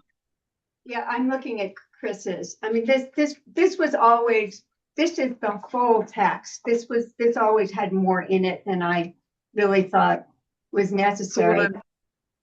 So I edited it myself. I was kind of hoping somebody else would help me with it, but I did it in the end. So there's a shorter version of this that's just the bare bones of what we did. That's, in my opinion, more cut and dry, but more. Is that something we need to vote on, or do we just know? No, and I wouldn't bother reading this version. Just wait until Jessica gets the shorter version up. It'll be there tomorrow. In the package. Yeah. So thank you for doing that, Claudia. Yeah, there were 17 meetings last, and it's a chunk of work. Okay. So I'll just say the final report should be there tomorrow. All right, so the next thing was a summary of the joint select board, Conscom LSC meeting. Suki, are you willing to take that? Because you were there observing it and we were kind of sitting in the middle of it.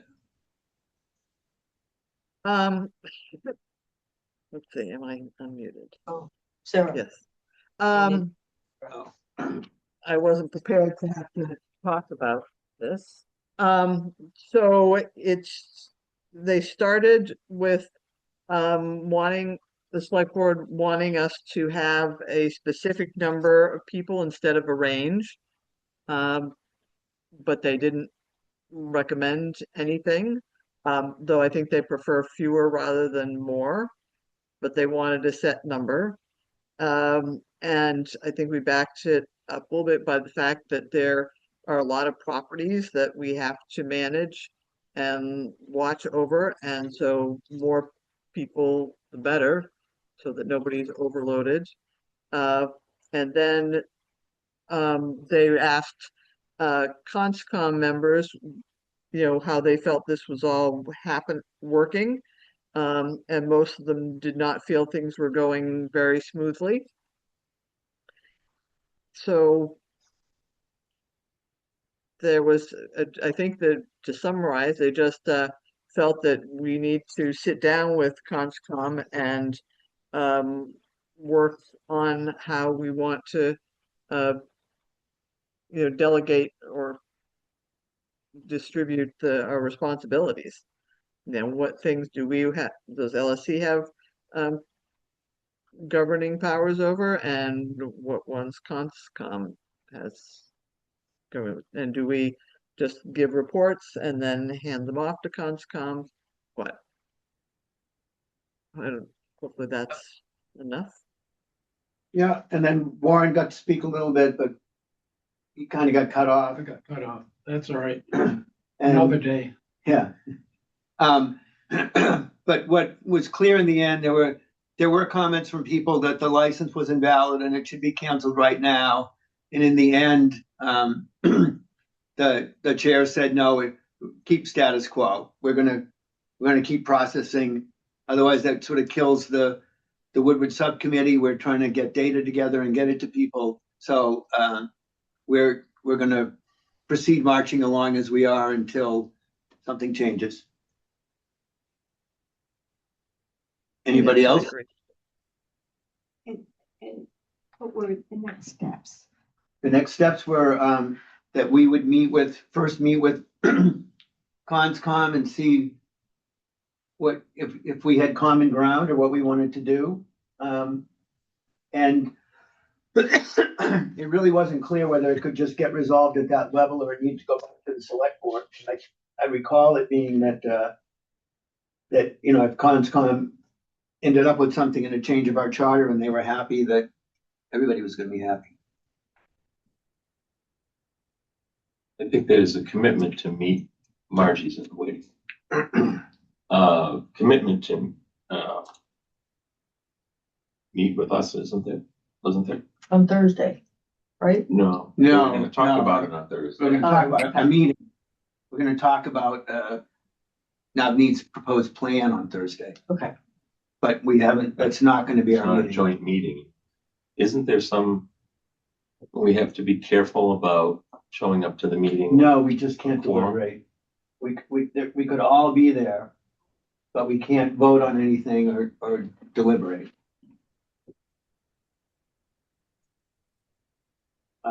But we can answer questions from Conscom, right? Individually, yeah. Yes, okay.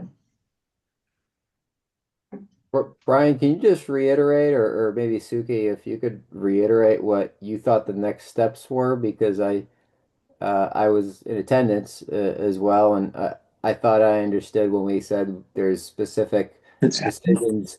There's decisions to be made on some of the land uses. I thought I heard the consensus from Conscom, which Select Board agreed to, be more along the lines of we shouldn't be making any decisions right now until they meet. And it's not. I did not hear them say continue on what you're doing. I specifically asked that because there was certainly confusion. And I don't know if their meeting minutes are posted now or you could go back and look at the YouTube, but he clearly looked me in the eye and said, right now it's status quo. Yeah, I think Status quo he means no wanted- change from prior, not status quo, whatever the LSC is moving forward and doing. I think that maybe that was subject to interpretation. Well, I But think he I was heard status talking. quo before.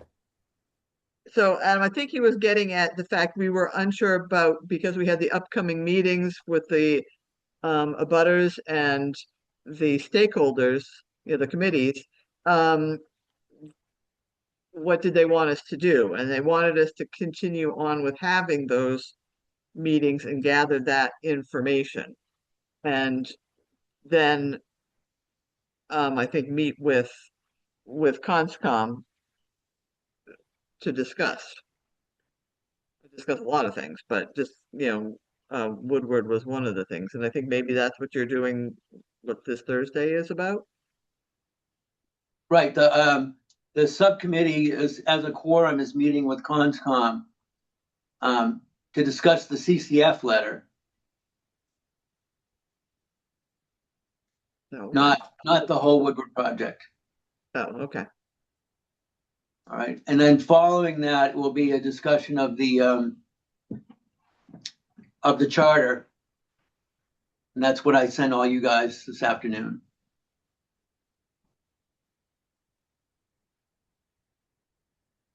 All right, so we done on that because it's getting up to 9, almost 9.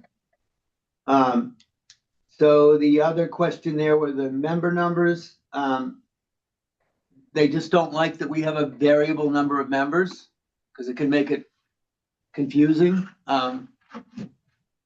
So hopefully with Conscom, we can agree on how many members we have in total. Right now, there's a proposal back from Navneet that we have 7. And we have 32 properties. So that would make 5 properties per land steward. So, I think we have to have that discussion with Conscom. Yeah, because I personally think we should have it at 9 or 10. Because yes, there are some properties that don't, require a lot of stewards. Person can handle it, but then there are others that do need, and then there's some people like Chris, because he's friends of the bog, shouldn't have many properties to look over because he does so much already there. Um, so, and then Warren brought up last time a very good point that, we want members with different talents. And I think that's a very good plan. And Maddie will be someone with a certain very different talent. All right, do we need to talk any more about that now? So we're gonna have a future meeting with Conscom, a joint meeting. But you may want to give feedback to the discussion on Thursday night. It'll be around 8:30. So And Conscom is only Zoom, so don't come here. So should we decide on a number that we want ourselves To to counter? counter, yeah. I don't know, do we have a discussion about it? You just said 10, I don't know what. It seems like that's part of a bigger discussion about our charter Yeah, change. that could take another half hour. Okay. I think it depends on the charter. No, I sent you my written comments about Naveen's. Do you want to talk from them? Do you want to address them? I have them here. No, it's not on our agenda for tonight, and we have too much Okay, anyway, but I've already. right, so I already have some written comment. If people want to give me written comments, if they don't want to go on Thursday night, I'm happy to try to encapsulate and present the comments, summarize them. But it might be good to be there. And so it's okay if we have over a quorum, Yes, as long as we don't deliberate no anything deliberation. and no Okay. voting. Okay. Which is I- why it's helpful to arm him with your thoughts. Well, what you mean by deliberating? If we're making comments at the meeting, isn't that deliberation? No, not necessarily. Deliberating would be if we, right now, tried to decide if we were gonna have 8 members or 15, and everybody gives an opinion. I don't think everybody's gonna give an opinion on, it's not gonna be time anyway, but it's Conscom's meeting and individuals may wanna give input. I tried to make it a posted meeting, but I couldn't win on that one. I couldn't get it in time. Because I thought it'd be better just to post the quorum, even if we didn't have a quorum or whatever. So, but apparently we can attend as individuals. All right, so I don't think we need to set the quorum right now. We can go into the land use meeting summary. Yes, and Sarah is here to chat about that. Yes. Hi, everyone. Thanks for making a few minutes of your agenda to let me join. I know I've definitely met some of you, but I don't know if I've met all of you. My name's Sarah Wasserman. I'm the Land Use and Sustainability Coordinator for the town. I've been here for a little over 2 years. And up until January, I was splitting my time between sustainability and doing some administrative work in the building department. But we've done some changes in, how staff resources are allocated. And so now I get to do land use and sustainability 100% of the time, which I'm very excited about. And one of my new projects, new tasks is to help create and facilitate the creation of a land management plan looking towards the future of these conservation properties, which is definitely a large undertaking and not something that I expect to be accomplished overnight by any means. But Barney helped assemble a small group because I know you were thinking about applying for some CPA funds for a very similar project idea. And some folks from the ESC were also there talking about one of their mapping project ideas that they were hoping to get some CPA funding for. And so, I mean, essentially at the meeting, we just kind of talked through the ideas, and I got a pretty good sense of where you were coming from, but I also wanted to check in with the committee as a whole. And yeah, so my impression, I read through the scope. I believe Alex sent me a scope, and then I also read through what appeared to be a draft application for CPA. And from what I can tell, it seems like what you've all been thinking about doing aligns with this new project that I've been given. So I think that is a nice dovetail of tasks and responsibilities, so that it's not something that the LSC would have to bear on its own, that, you know, you can have staff support, and it can become, you know, I read that you were interested in, you know, getting input from interested parties and making it a collaborative process. And so that's my intention as well. So I wanted to make sure that, you know, what I'm describing is in alignment with what you were thinking of doing, that I'm not missing anything when it comes to reading, you know, what you were thinking, or if you had any other specific thoughts related to this project that you wanted to share as we're about to embark. You know, we're still very in the early days right now. I'm just reading all of the baseline assessments and management plans, as well as going through the files we have, just to get a in-depth sense of the history of the management of the property. So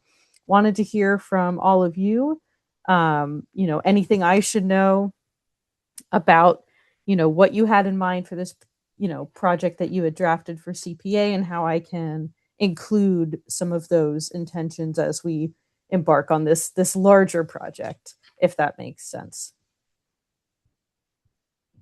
So Sarah, I don't know how far you've gotten in your thinking about this, but I think we sort of all have a shared idea of sort of the general outcome or the product at the end. But have you had any more thoughts, or do you have more thoughts on how we could get there with your help? Yes. I am having a meeting next week with Barney, because she's your liaison, and kind of provides that operational support from the select board, and Ryan, where we're going to talk a little bit more about what that would look like. So I can't say, you know, exactly what it's going to look like now, but what I have in mind is something that would include perspectives from the many different land use parties we have in town, because ultimately a successful plan will be a plan that is accepted by, you know, the various different groups that we have. So I'm hoping to physically and figuratively get everybody at the table. That's my goal, and how specifically that will look, I think, is still being determined and will be determined. But that's, I think, for me, a priority to ensure that the project is successful in the long run. And how could we help? I think right now I wanted to make sure that, like, that my understanding of your idea for a management plan is in alignment with this task that I've been given. Because for me, the way I'm reading it, I'm kind of thinking, okay, great, you know, we have this staff support that can help accomplish this goal without needing external funding or an external consultant. And I want to make sure that that's in alignment with what the LSC was hoping to accomplish with this, or if there's something I'm missing, to make sure that I know about it, so that as we start to shape what this might look like, that's part of something that we're taking into consideration. Would it help? I'm not necessarily talking about your meeting next week, but would it help to have a liaison from this group or from Conscom to attend meetings on this subject? I think roughly that would be the goal. I think the structure of the group and how it's formed is still being worked out. My goal today is to make sure I'm a familiar face to everybody on the committee and to make sure that what you had outlined in your goals is something that can also be accomplished as part of this larger project.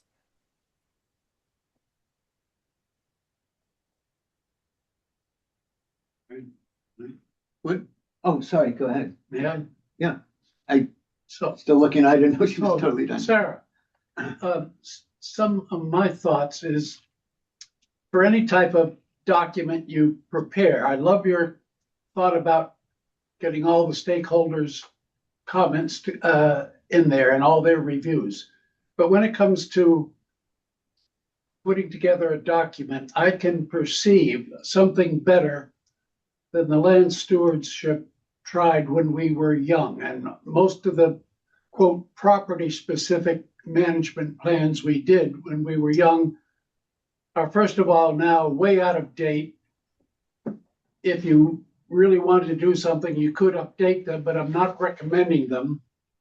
I would recommend, first of all, that some main document, maybe in one document, rather than separately now in all of the baseline assessments. And some of it, and Sylvia knows, a lot of it is already documented in the open space and recreation plan. The last one, extremely detailed. That's the Bible for me right now. It's the Bible. Is that for any, no matter what property you're talking about, you've got to have basic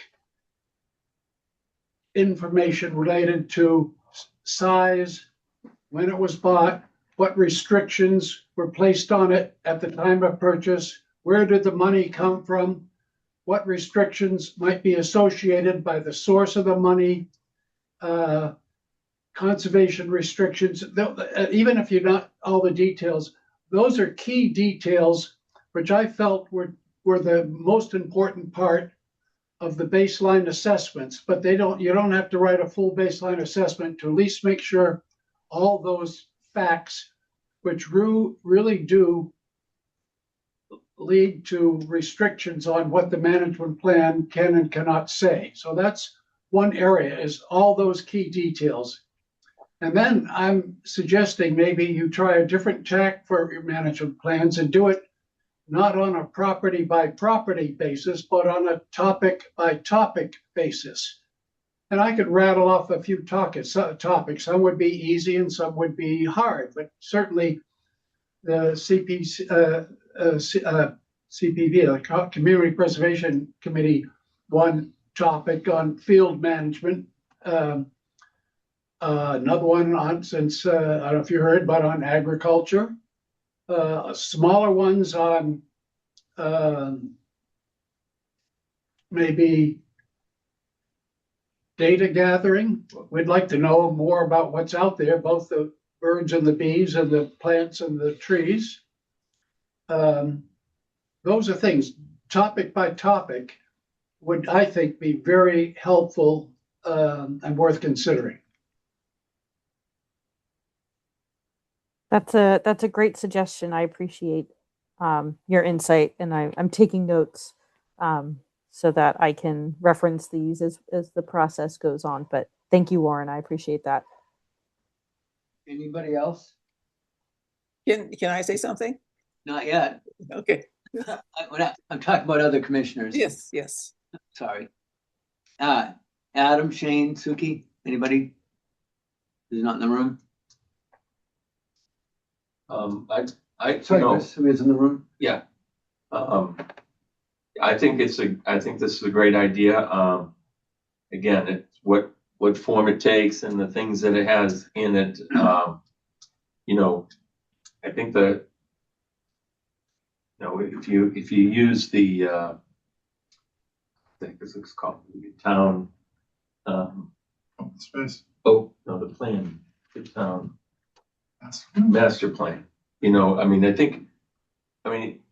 is this going to be like a top-down approach where we have sort of overall goals for the land and then, I think there's a great use here that we could, develop some policies underneath that overall set of goals.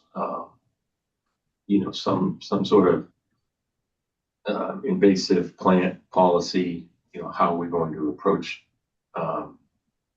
generically sort of invasive. So I think it's a great idea, and thanks for coming to see us. By the way, I'm Chris. I don't know if you can see me all the way down here. Hello. Yeah, I can see you back there. Yeah, I think the master plan, because Ryan is the one who has tasked me with this.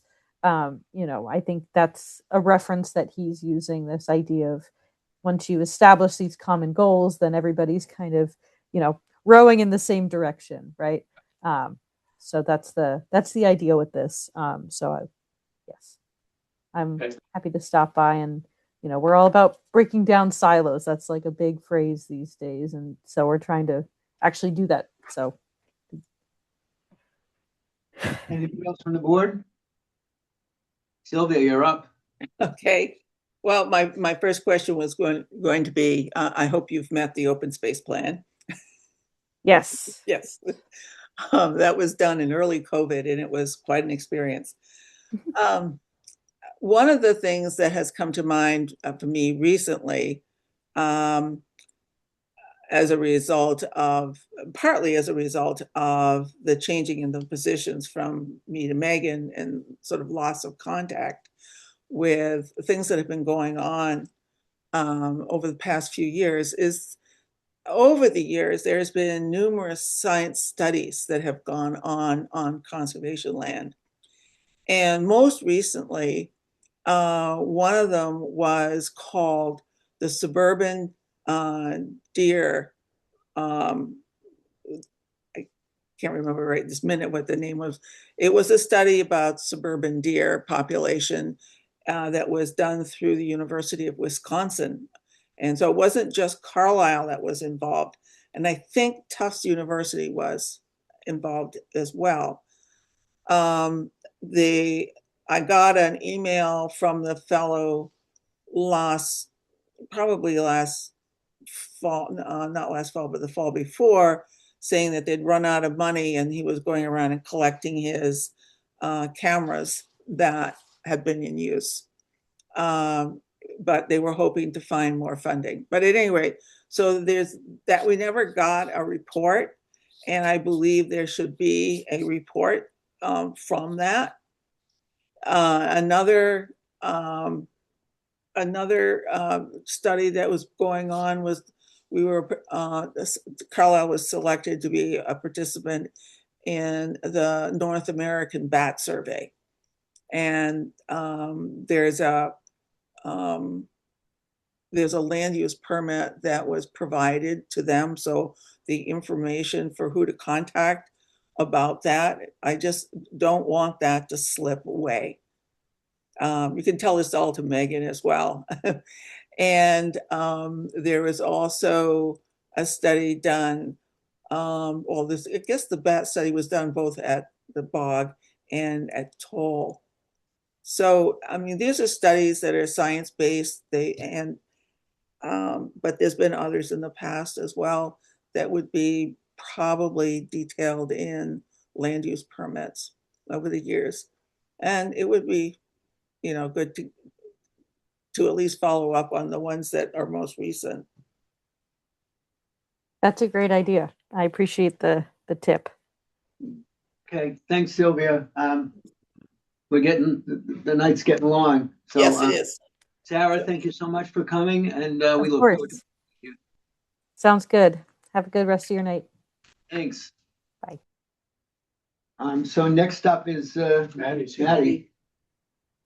Hi, everyone. Hello. Hi. Oh, I I'm I'm home and settled in. Good. What do you want to say? I think we just have to open asking her questions. I don't know that she's gonna give a presentation or anything. It's up to you, No, Matt. I do have one update for you guys. I talked to Gretchen about this a bit, and she may or may not have forwarded my email, but I did recently meet a group called Rewilding Massachusetts, and they're a nonprofit that does invasive plant removal. And I immediately thought of Carlisle when I met them, because their main goal is to create volunteer groups to remove invasive plants. And I thought that that could be a way for Carlisle conservation land to stay on top of a lot of brute labor like buckthorn removal without necessarily having to invest money into it. Because if it's a nonprofit group, then they'll work off of donations and be able to recruit volunteers from Carlisle as well as other surrounding towns. But I've had a couple meetings with them, and they're a group of 4 environmental studies type people, and they have careers in conservation elsewhere in Massachusetts and do this kind of as a side gig. So I was really hoping to maybe introduce you guys to them at some point, because I think they could be really promising in kind of increasing involvement in town conservation projects. They actually will be having a table at the Carlisle Earth Day event. So that's a way for you guys to meet them. But yeah, any other questions you have, I'm happy to talk about. I've been doing a lot of just surveys, like in my own head, up on conservation land when I walk dogs on different properties. Do you want to address there was originally a concern about the conflict of interest, and you worked through that matter, right? Yeah, so I talked to a lawyer from the ethics board about it on Gretchen's recommendation. And basically the message I got from it was I cannot be a contractor for the Land Stewardship Committee if I'm on the Land Stewardship Committee, unless the select board votes to make me a special municipal employee. And that is something I'm happy to write a proposal for the select board to review. But the alternative would be more volunteer labor or alternative contractors. The other case where I would be able to be hired as a contractor was if a different committee hired me. So that would be like the Environmental Sustainability Committee, I think they're called, or anyone else in the town. I think just this, if it was the Conservation Committee or the Land Stewardship Committee, I would have to have status as a special municipal employee in order to do contractor work.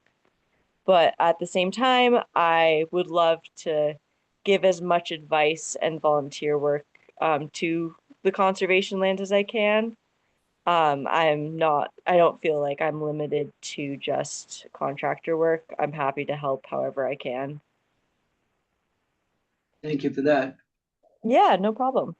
I don't know, you went around robin and ask her questions, or just do that, or what do you want to do? Anybody have any ideas? I just think that her skill set is so fantastic that, I just think it would be terrific to have her with us. Her and skill set and experience. Great. You about to say something? Yeah, I mean, I want to be sure that you aren't biting off more than you can chew. I mean, you are so knowledgeable, and we have so many places in Carlisle where your eye would be of enormous value. Do you feel like you are going to be able to say, no, I can't, I don't have the time to do that because you have your business? I mean, you know. Yeah, so I'm in a kind of a unique position because I'm actually going to be starting another project in Sudbury. I was I just am signing a lease today and tomorrow basically for farmland. And a lot of the business that I have been running is basically going to be transferred to the contractors I've been working with. So I'm going to be more of an agency than truly a business manager in this next couple of years, where I recommend contractors who've been trained by me to property owners. And so I'm going to have less hands-on work and a little bit more, I don't know, like agency, like I'm going to pass on jobs to people who are qualified for them and do more like kind of training as well as some native plant growing. But that does allow for more administrative time and time for meetings if I'm not doing the labor myself. So I definitely will be busy. But I think that this is definitely something that I'm passionate about and invested in, especially now that I live in Carlisle. The conservation land is definitely something that I want to see flourish in the however many years I stay in Carlisle. I have a couple of questions, Maddie. Historically, I think I've known two Conservation Commission members who've given up because it impacted their professional income. So I guess my question is, if the select board declined to appoint you as a special municipal employee, are you okay with that? Yeah, I'm okay with it. Again, I'm very fortunate that I live with my parents. Um, so my expenses are minimal. And I do have a significant amount of income from the other properties that I recommend to contractors that I've trained in the past. And that as well as my new project of growing native plants and selling them is going to be a totally different income stream. So I do feel comfortable financially, and I do recognize that the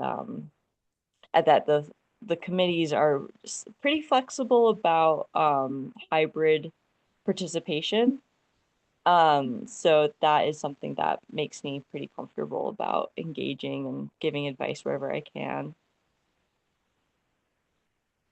And I know you've had a lot of experience with um, this board, but not since I've been on it. So for my education, can you, and perhaps for anybody who may be listening, can you just give a summary of your qualifications and why you want to be on this board?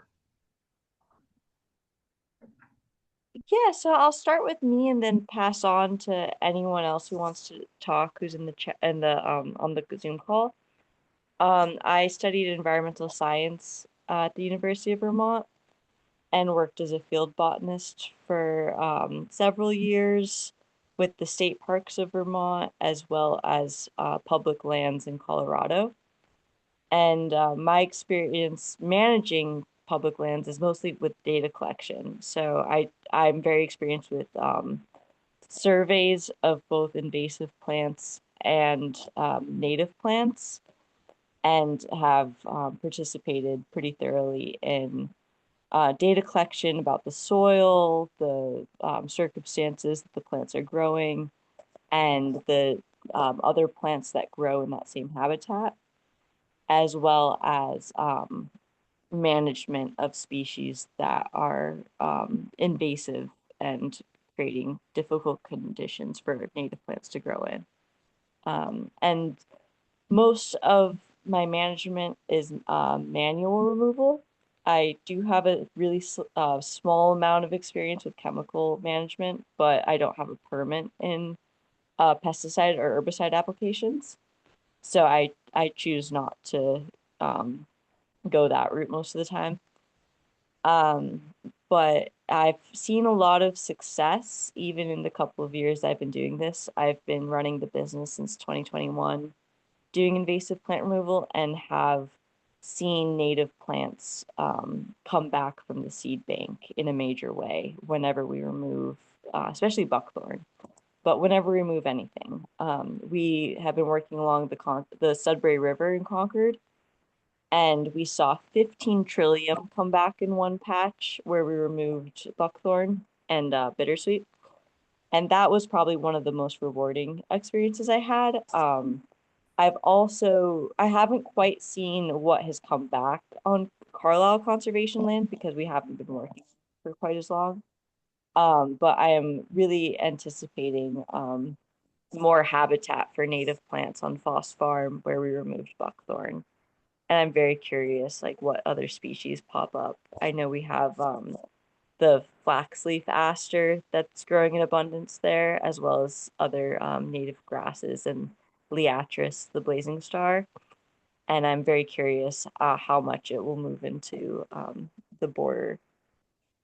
But I have also had some experience in making decisions for even just like deer browse surveys and deer fencing that I've installed for the mass wildlife job I had.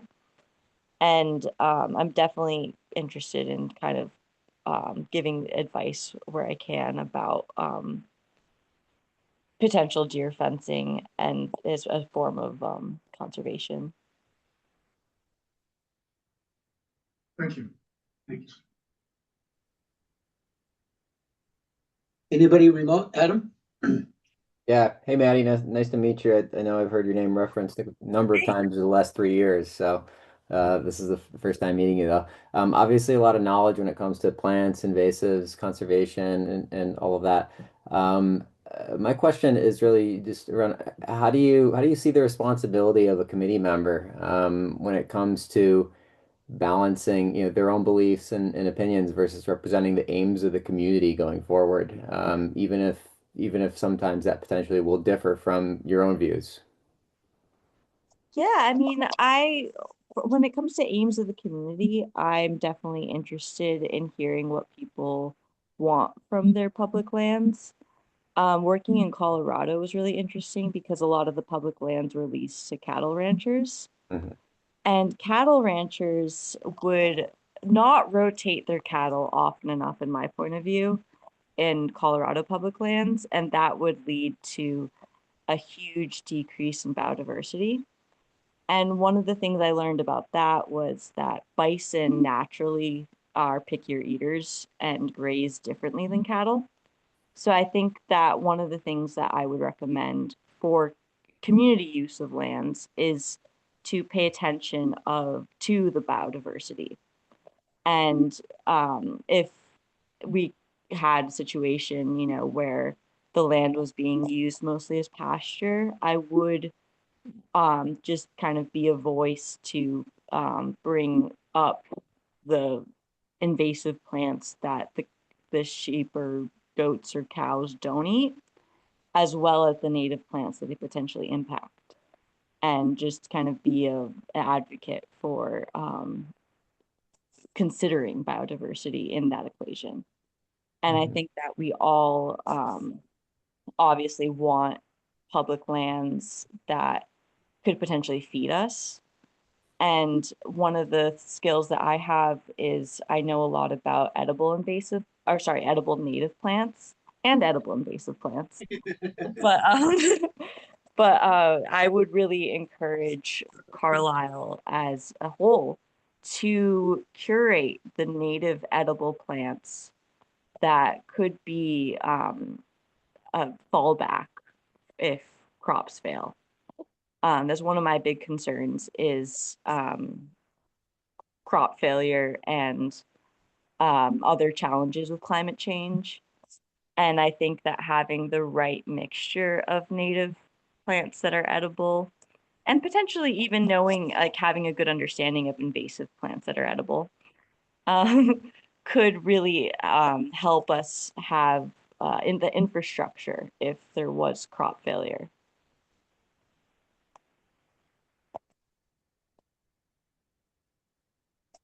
Thanks. Jane, Suki, anybody else who's remote?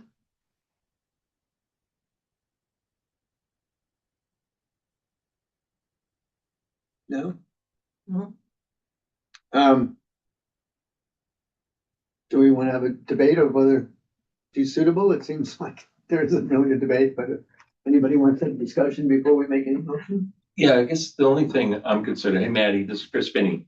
I helped you out down at one of your events at Spencer Brook when we showed you how to use a weed wrench down there. So, and this is, clearly I'm not questioning Maddie's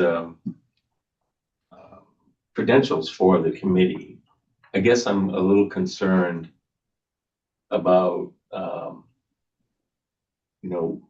where the Conservation Commission is looking at reducing the size of the committee, then we go forward and increase the size of the committee. And I don't know what folks' thoughts about that are, or this is just moving the approval along to other, I hate to, have the CONSCOM say you need 7 members on the LSC. It means, some of us will go, right? Or not get renewed. So that's just my concern, not anything to do with Maddie. So Chris, the process is we only recommend her to CONSCOM. We don't appoint her. I think my approval went straight to the select board. No, you No? went to CONSCOM. Went to CONSCOM, CONSCOM sends it to select board. And What goes from here to CONSCOM? When I was appointed, it was very confused.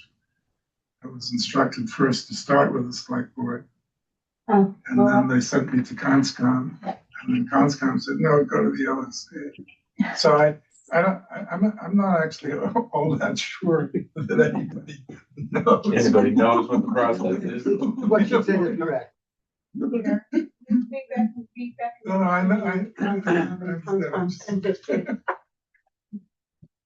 Well, I suppose if our recommendations go into CONSCOM, then, and they decide it's a smaller committee, they take that into consideration. So, And Warren will be living in Carlisle after some point in the not too distant future, so. yeah, what are we a committee of now? And 10. Then we can be 11. Right. But And I if they think decided on 7, then probably other people will leave because it's going to be too much work. probably, Yeah, I'm sure. okay. And if they make a rule that you can't be on LSC and be on CONSCOM, it's going to affect me. So I don't want to belabor it. It was just a comment. okay.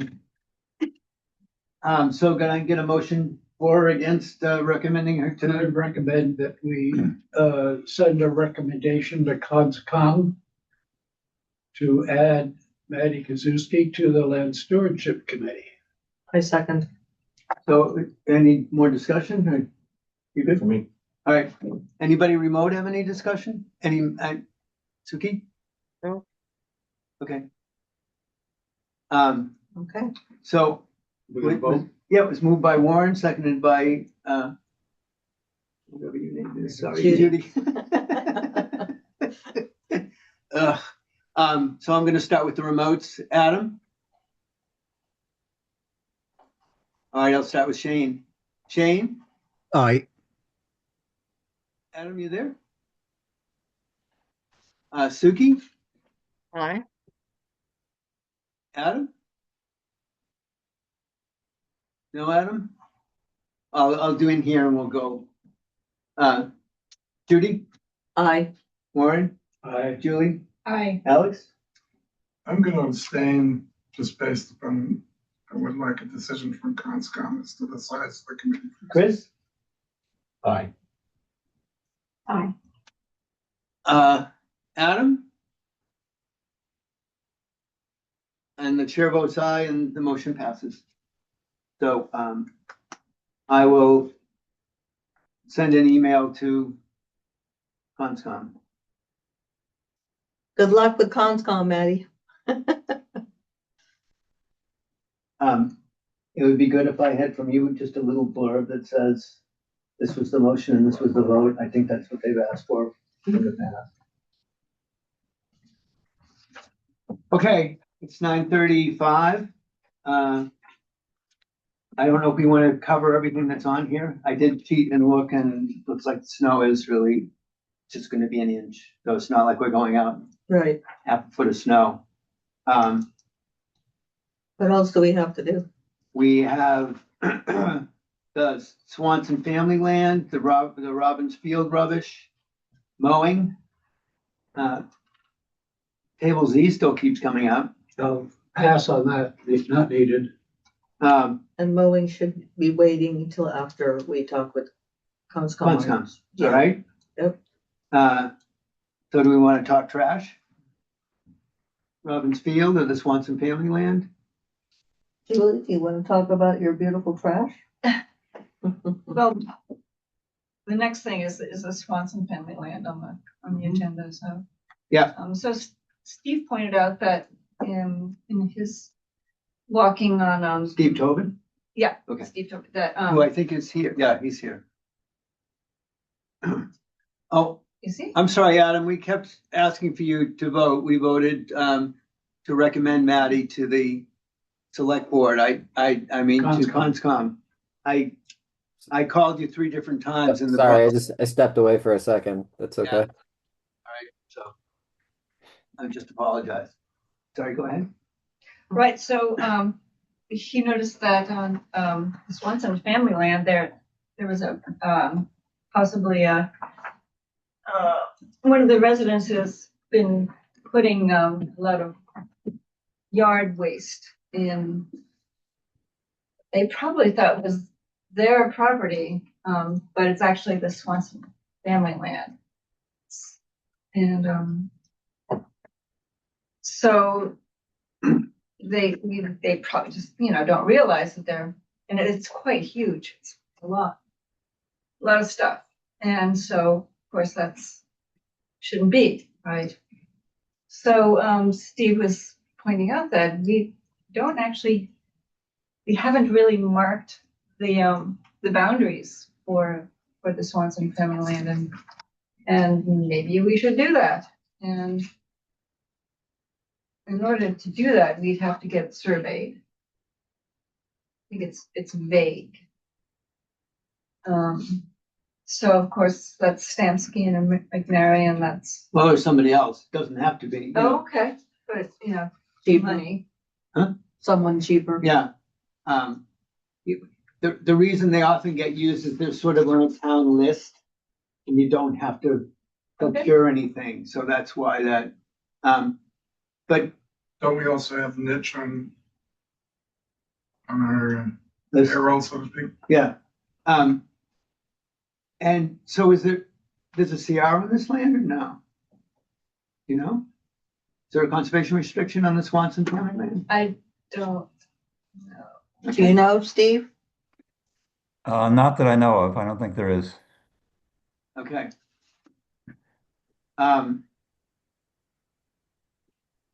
So do we want to entertain asking someone to give us a quote to survey it, or do we only need to survey the part where the trash is, the yard waste is?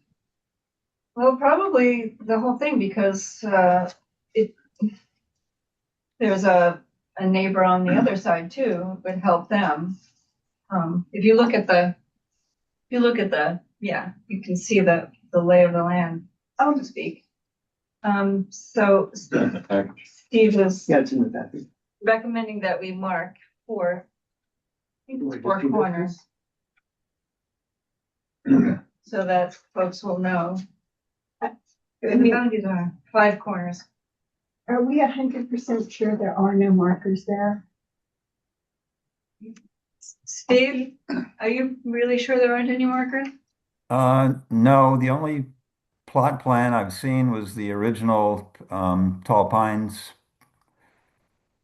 layout, which I think had indicated there should be a boundary marker at one of the corners, but you know, I met out looking for it. It was pretty close to their house. That, Go ahead. I'm familiar with that corner, and that the house is on a very, well, it's still 2 acres, but the house is set way back from the road, and there's really not much land behind their house, if that's the correct house I'm thinking of. And isn't there a detention basin or retention basin there as well? That's on the other side of the circle. That's the other Barnes place. Okay. Can I ask this? Has anybody approached the landowner about the yard waste? I mean, to put it another way, is there really a disagreement about whether it's on their land or our land? No, nobody has approached them as far as I know. And I mean, if you look at the maps that are in the packet, you can see that it looks it's pretty clear that her file is on conservation land. I mean, if we presented that to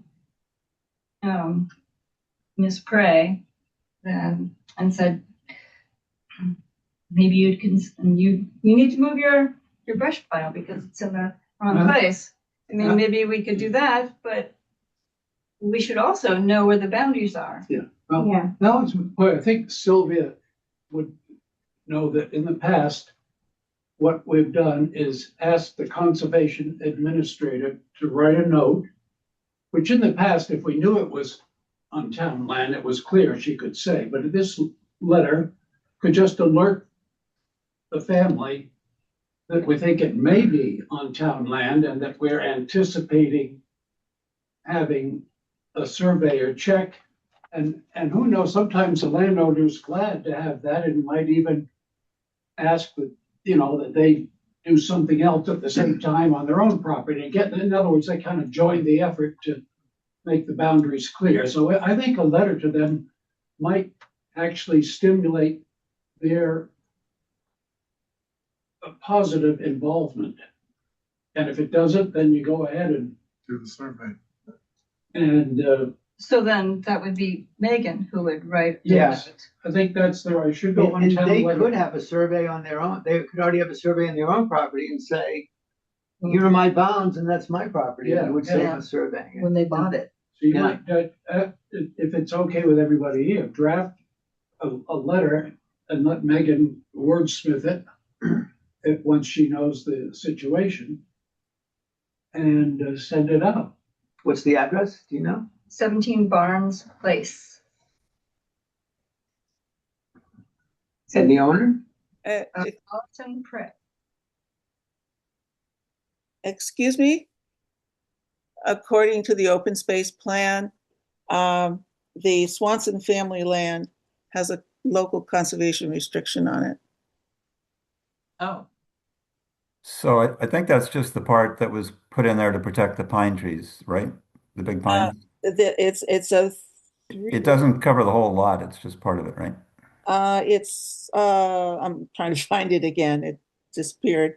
I believe it is 3 acres.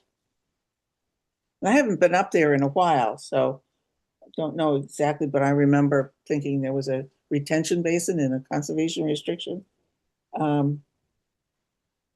It's called the Swanson Family Land. And William Costello, trustee, town 3.5 acres, a local CVR with public trails. Is what the open space plan says. And it's section 5, properties with conservation restrictions.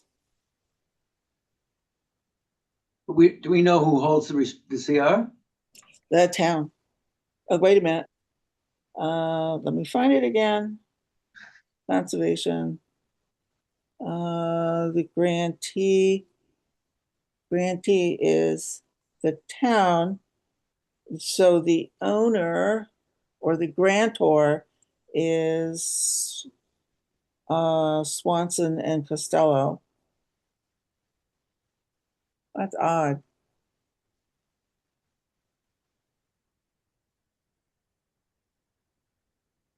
It's part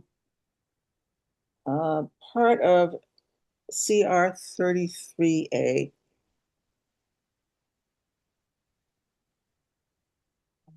All right, well, I'll get that CR and then Mhm. what we've got and then talk to Megan. There might be a better plan in there, maybe.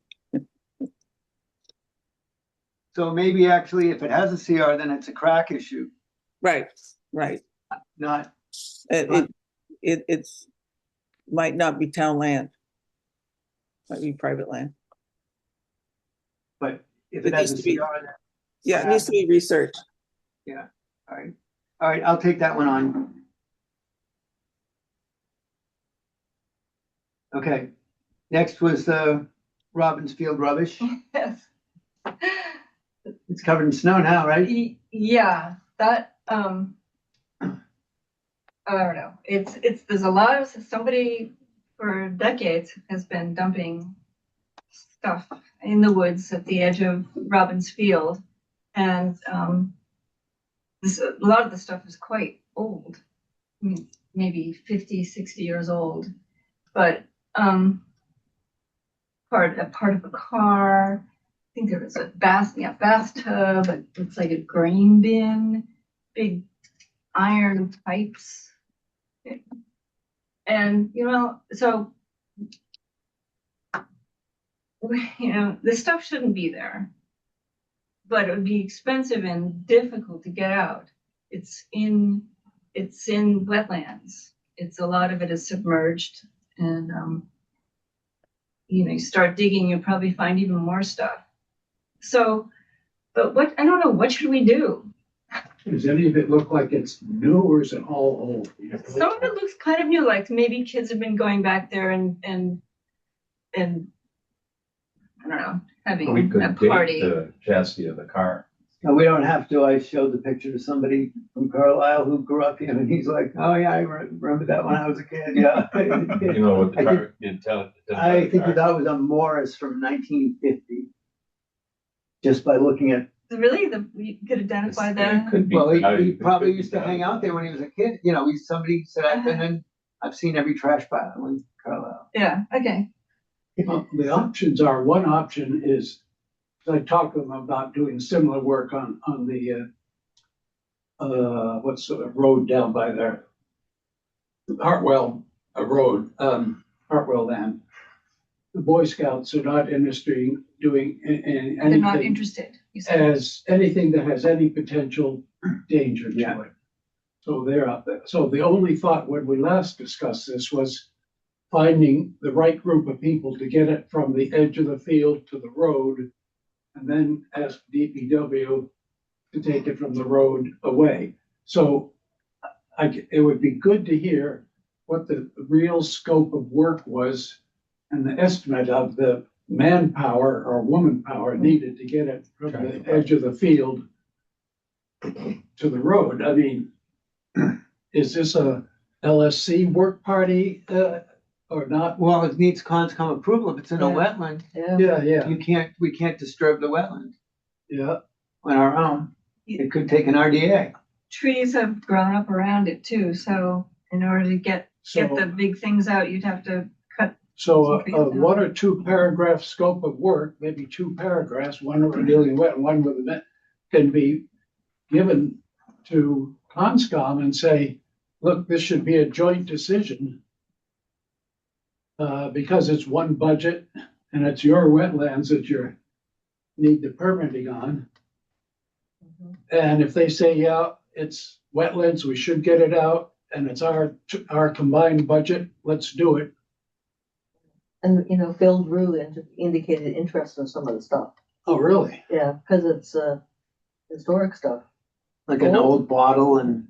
Yeah. So I'd say the first step might be to start the conversation with CONSCOM by giving them a very brief. Julie, would you be willing to write that? We can take those pictures and. Yeah, with a couple of pictures. I think we probably have to think about whether I'm not sure disturbing things is always the best approach, right? It's the Concom, that's the typical approach. If you find stuff in the wetland, you want it gone. Right. Yeah, I don't know. Sometimes disturbing things can make things worse. Is that our decision? No, that's not, we don't have to Engine in decide. there and you pull the engine and it's gonna all like. Yeah, but Yeah. it's, The stuff is old and rusted, Yeah. you try and pull that out, it's gonna fall but I'm apart. saying it's up to it's not up to us. If it's a resource area, we don't have control over it, but we ought to tell them. Yeah, they ought to There's a know. way, yeah, I think there's, Well, I actually talked to Megan about it, and she said, take it to LSC and come up with a strategy. I think that's the right approach is that, you know, we come up with a plan to, maybe there's something we can do, like create a trail, get some volunteers and, you know, the light stuff you could carry out, but the heavy stuff needs a tractor. We need Rhonda and the helicopter. Yeah, I was I thinking think- a crane. A crane. I think that's not Megan's job to make that decision. I think Conscom has to make the Because it's in decision. a wetland, it's in a resource Yeah. area. Yeah, I think what the proposal, somebody's gotta think of a plan to do it, right? And I don't think Megan's gonna have the bandwidth for that. But if we came up with an idea for getting it, a volunteer group to clean it up, something like that, and anyone could do that. You know, It's a bring it small around stuff. for, The small stuff. well, no, I mean, anyone could come up with a plan and make the proposal, right? So, you know, we could work on it. But I don't think it's up to us to approve it, but,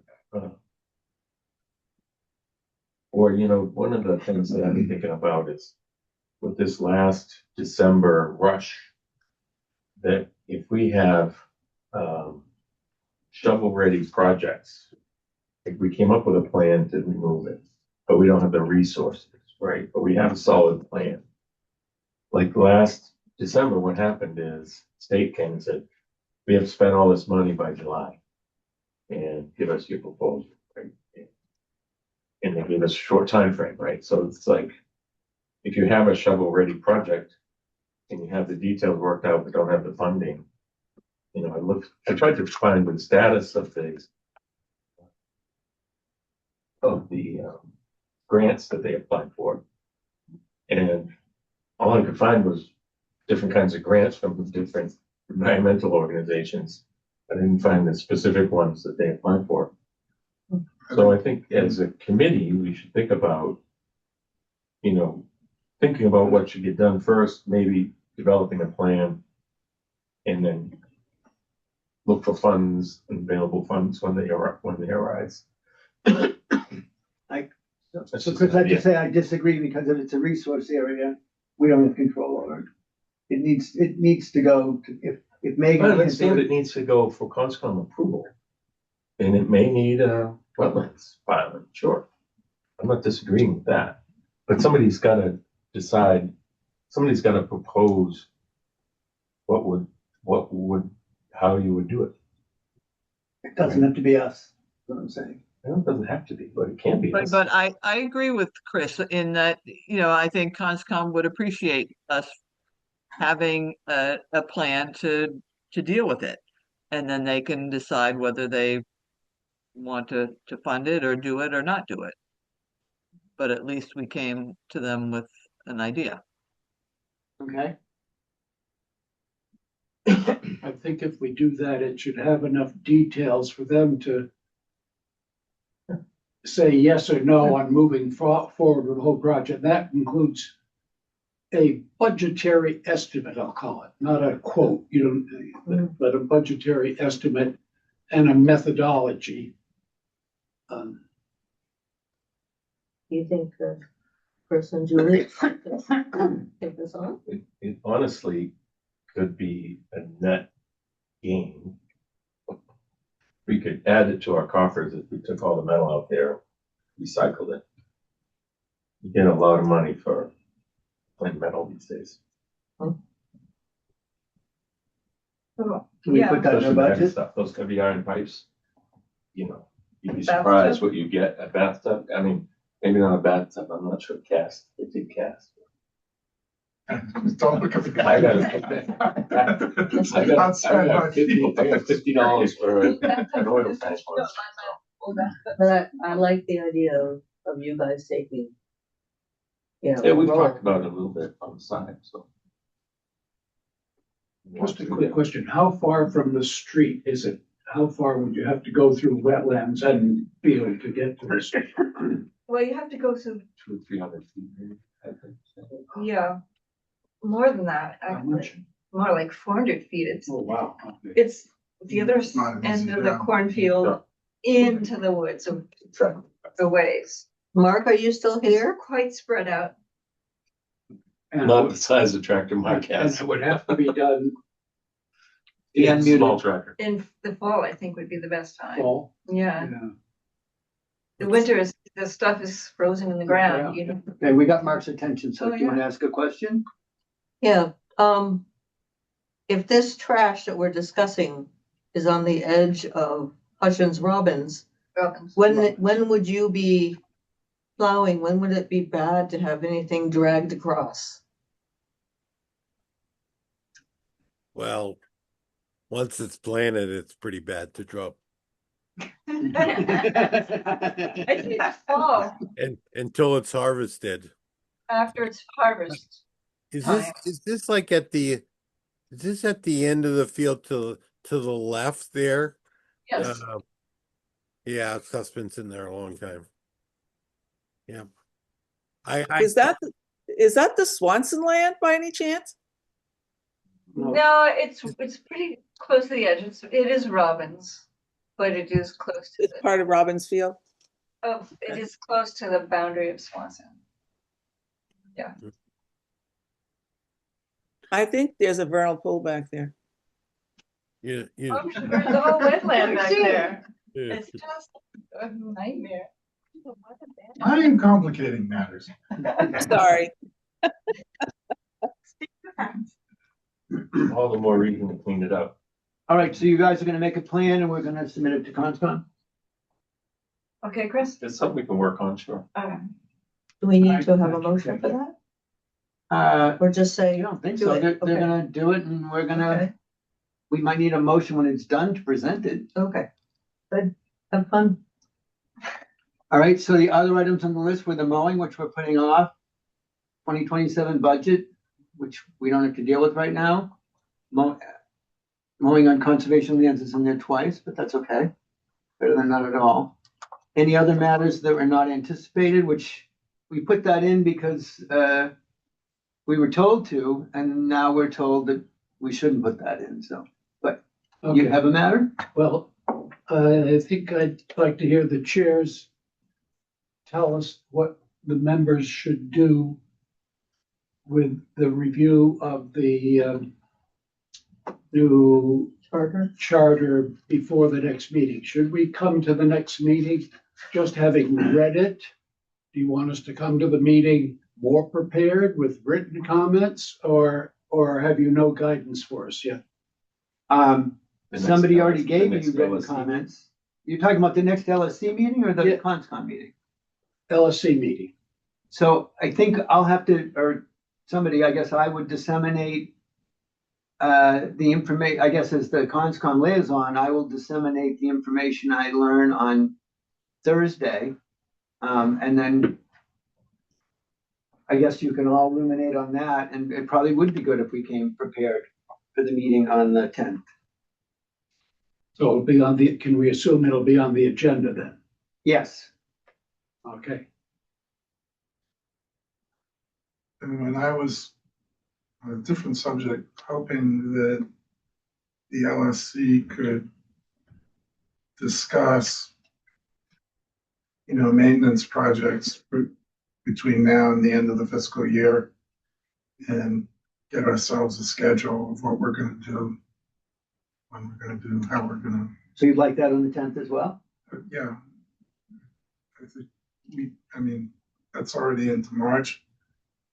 By It the is. time you put things out to bid and, And what kind of projects were they? well, you have the whole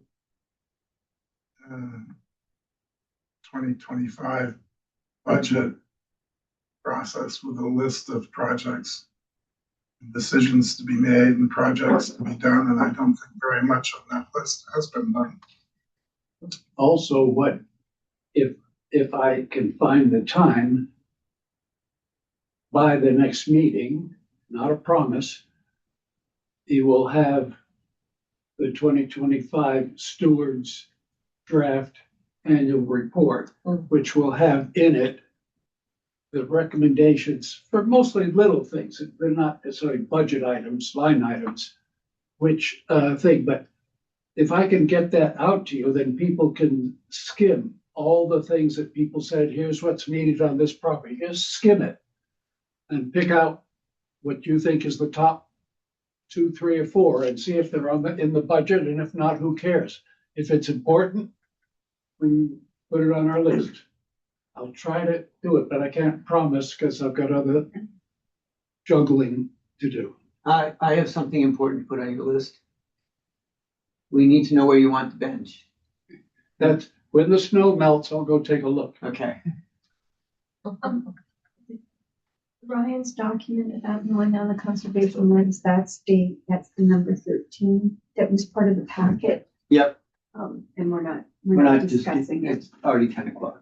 Okay. Could we could, because I had a bunch of questions about that document, could we invite Brian to just come and talk about that at the March 10 meeting? Sure. I mean, I looked at it and I said, well, that's good. And then I realized how much is not in there. Yeah, exactly. I have a lot of questions too, and I'm not, my brain's not firing on very many cylinders anymore. I couldn't remember Judy's name, so I don't know what you're talking.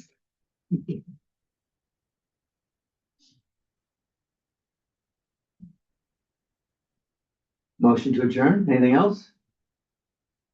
Anybody remote of anything else?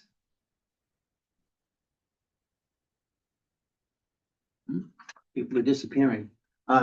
So that picture I sent you, it didn't have Steve Tobin. I've got them all. Okay. I'm pretty good about keeping it. All right. So you don't need that.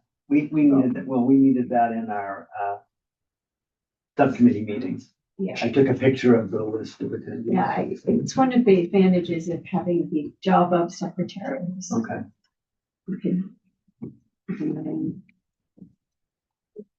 So can I get a motion to adjourn?